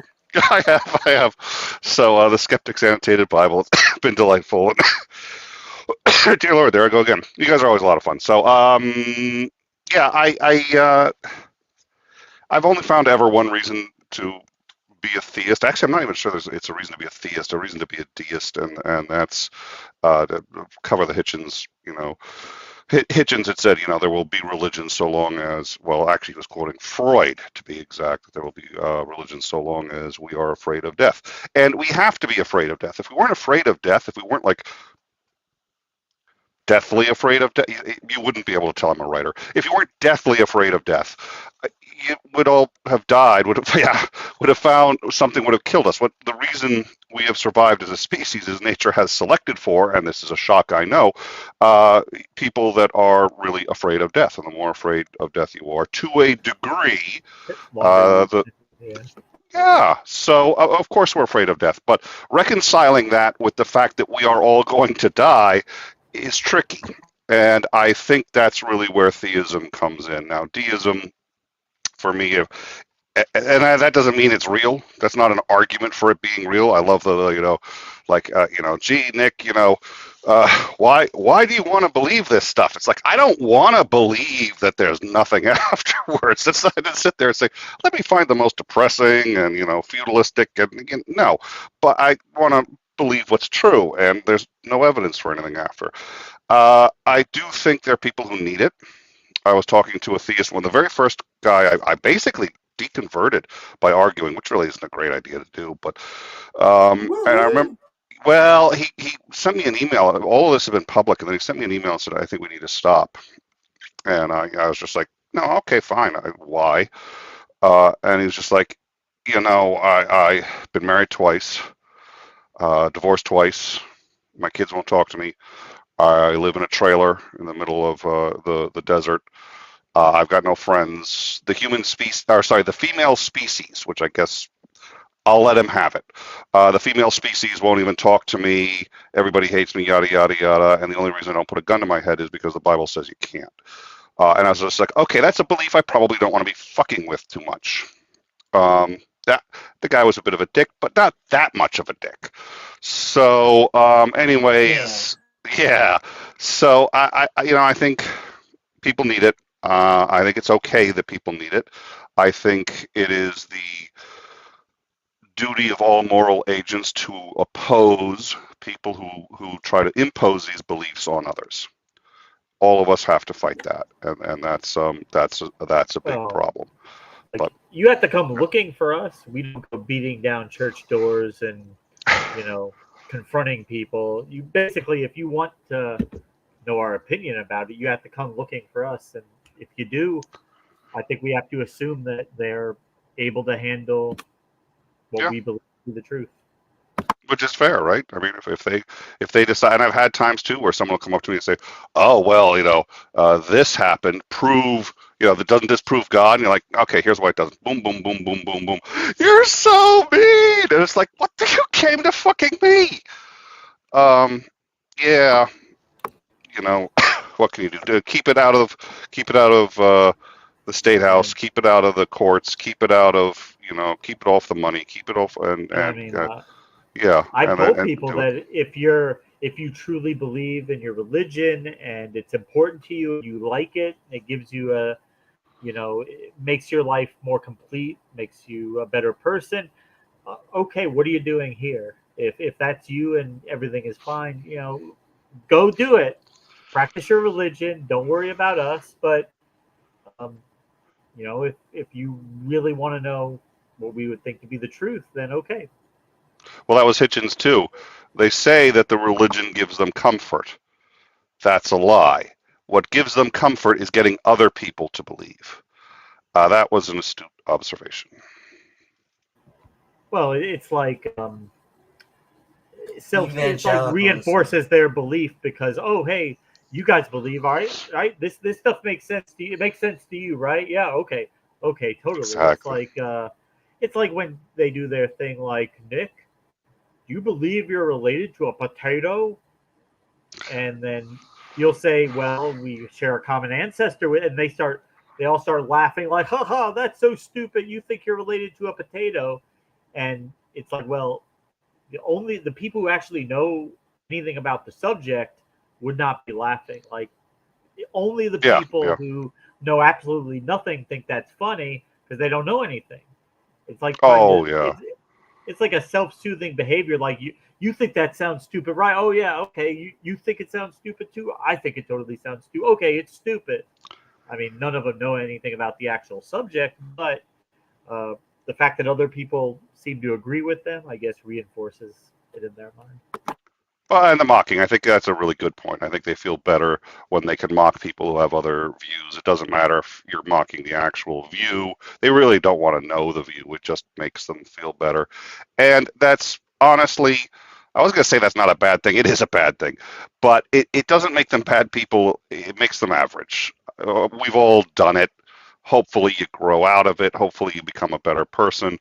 And we all have aspects of our lives where we're still that way. That's one of the things I like about Dillahunty. Dillahunty never says he's seeking the truth. He doesn't say he's seeking truth. He's seeking to have as few false beliefs as possible. That's a wise statement. That's a guy who's been around the block. And believe as many true statements as possible. Yes. Well, I think at some level we probably all have things that we believe that we can't prove, that maybe other people might think is strange, not worthy of belief. But like induction, induction is a. I don't know if you ever heard of induction, but there was a guy. His name was Hume, David Hume, who I'm gonna get banned off the channel, so I'm gonna shut up. I did cut you off. Listen, you get one more now. But you know, the thing is, occasionally, once in a while, something that the mainstream finds to be totally ridiculous and absurd actually turns out to be true. And I mean, usually it's not the case, only once in a while, but I think we're all tempted to think like the thing that we believe that's not mainstream is that's going to be the time where the unconventional, the fringe belief actually turns out to be true. But it's usually not. But anyway. Well, we're all the heroes of our own stories, so that's also a reasonable belief. I think getting people to question that is difficult, and maybe for the most part they don't need to. I think the concern is, again, when they start saying that other people have to believe in this or act in this. You know, you can't get, you can't marry who you want to marry. You can't, two consenting adults. We're going to tell you what they can and can't do. And it's just sort of like, listen, So yeah, so I said this earlier in the live chat. We had on General Ben Hodges. I want to make this clear. We had on General Ben Hodges, who has the second highest rank, he's retired, in the U.S. military. It's one short of a 4-star general. He was the Lieutenant General. He was the Supreme Commander of all NATO ground forces, and he was the Supreme Commander of all U.S. forces in Europe. We had him on, had a delightful conversation, and you, Amy, don't fucking return my phone calls. I can get Hodges on, but, Amy, hey, how's it going? What's going on? Sorry, Nick, 2-bit. I see how it is.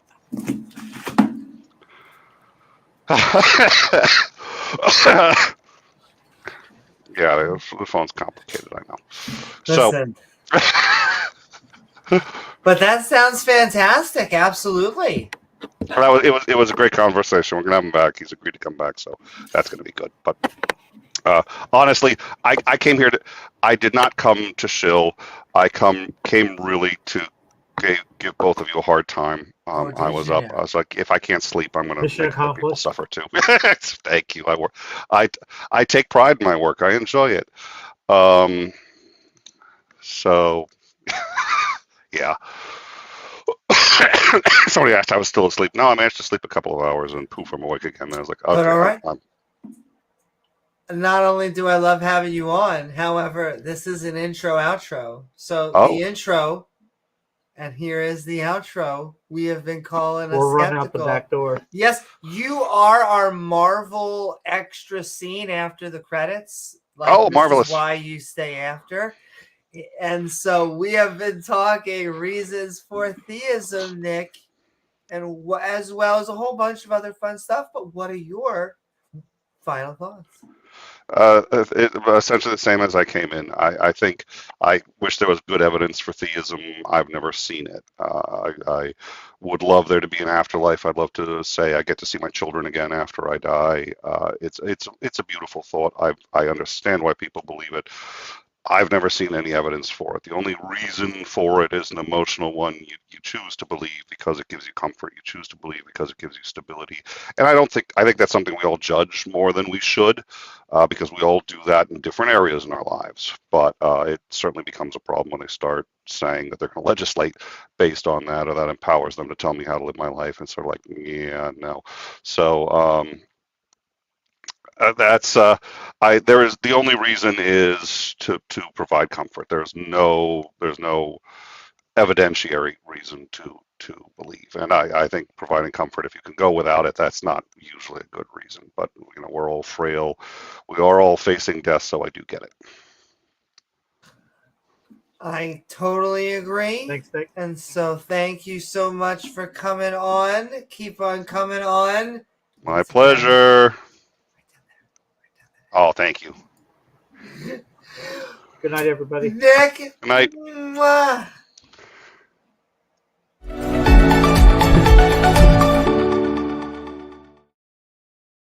All right, this is for realsies this time.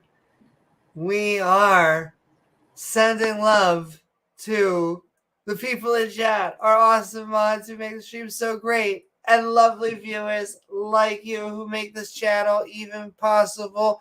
I want to send love to Beamsy, to Disciple Day, to Sam, and to Nick. Woo! To the entire panel, thank you for coming on, as well as the lovely viewers like you who make this channel even possible. Please don't forget to like, the follow, the subscribes, hit that bell icon, or hey, come out of the closet if you're anti-LGBTQ. Where did that come from? I meant, hey, leave a comment once the video's done. James, I was doing so well. We were going so... After the show, we'll be... Almost made it. Listen, it's just that it's so addicting. Like, you just go from veil to veil to veil. But they're not gay. Like, it's not a gay thing. It's a protein thing. You know what I mean? Well, right. I mean, Jesse Lee Peterson, he says that's not gay. He says if a man gives oral sex to another man, that's not gay. Now, what can't happen, what shouldn't happen, is a woman doing that. Because why, Amy? Why should women not give oral sex? James, why would you have a woman do a man's job? I don't know, Jesse. I guess you shouldn't. James, did you know that every time a woman has an orgasm, it makes her a little bit gay? I'm sorry, She's what, Jesse? transgender. Or she's She's transgender. she's trying to be a male. Only men have orgasms. I know, because I've never had them. He doesn't care about pleasing women. He's not concerned with them. You can actually see it in the ones, Matt Powell, that a bunch of them, when they're obsessively mean to women, it might mean that they have nothing to lose in like that ballpark. Hint, hint, hint. You know, playing for a different team. Hint, hint, hint. A man's job. The Skeptic and Ranting Discord server opens up afterwards, the link of which is in the description below. Lastly, if you'd like to help us make even more content, the best way to do so, right down there at patreon.com/Amy Newman. I am Amy Newman, and we, myself and James W., will see you all on the next episode of Skeptic Ball Z. Good night. Mwah.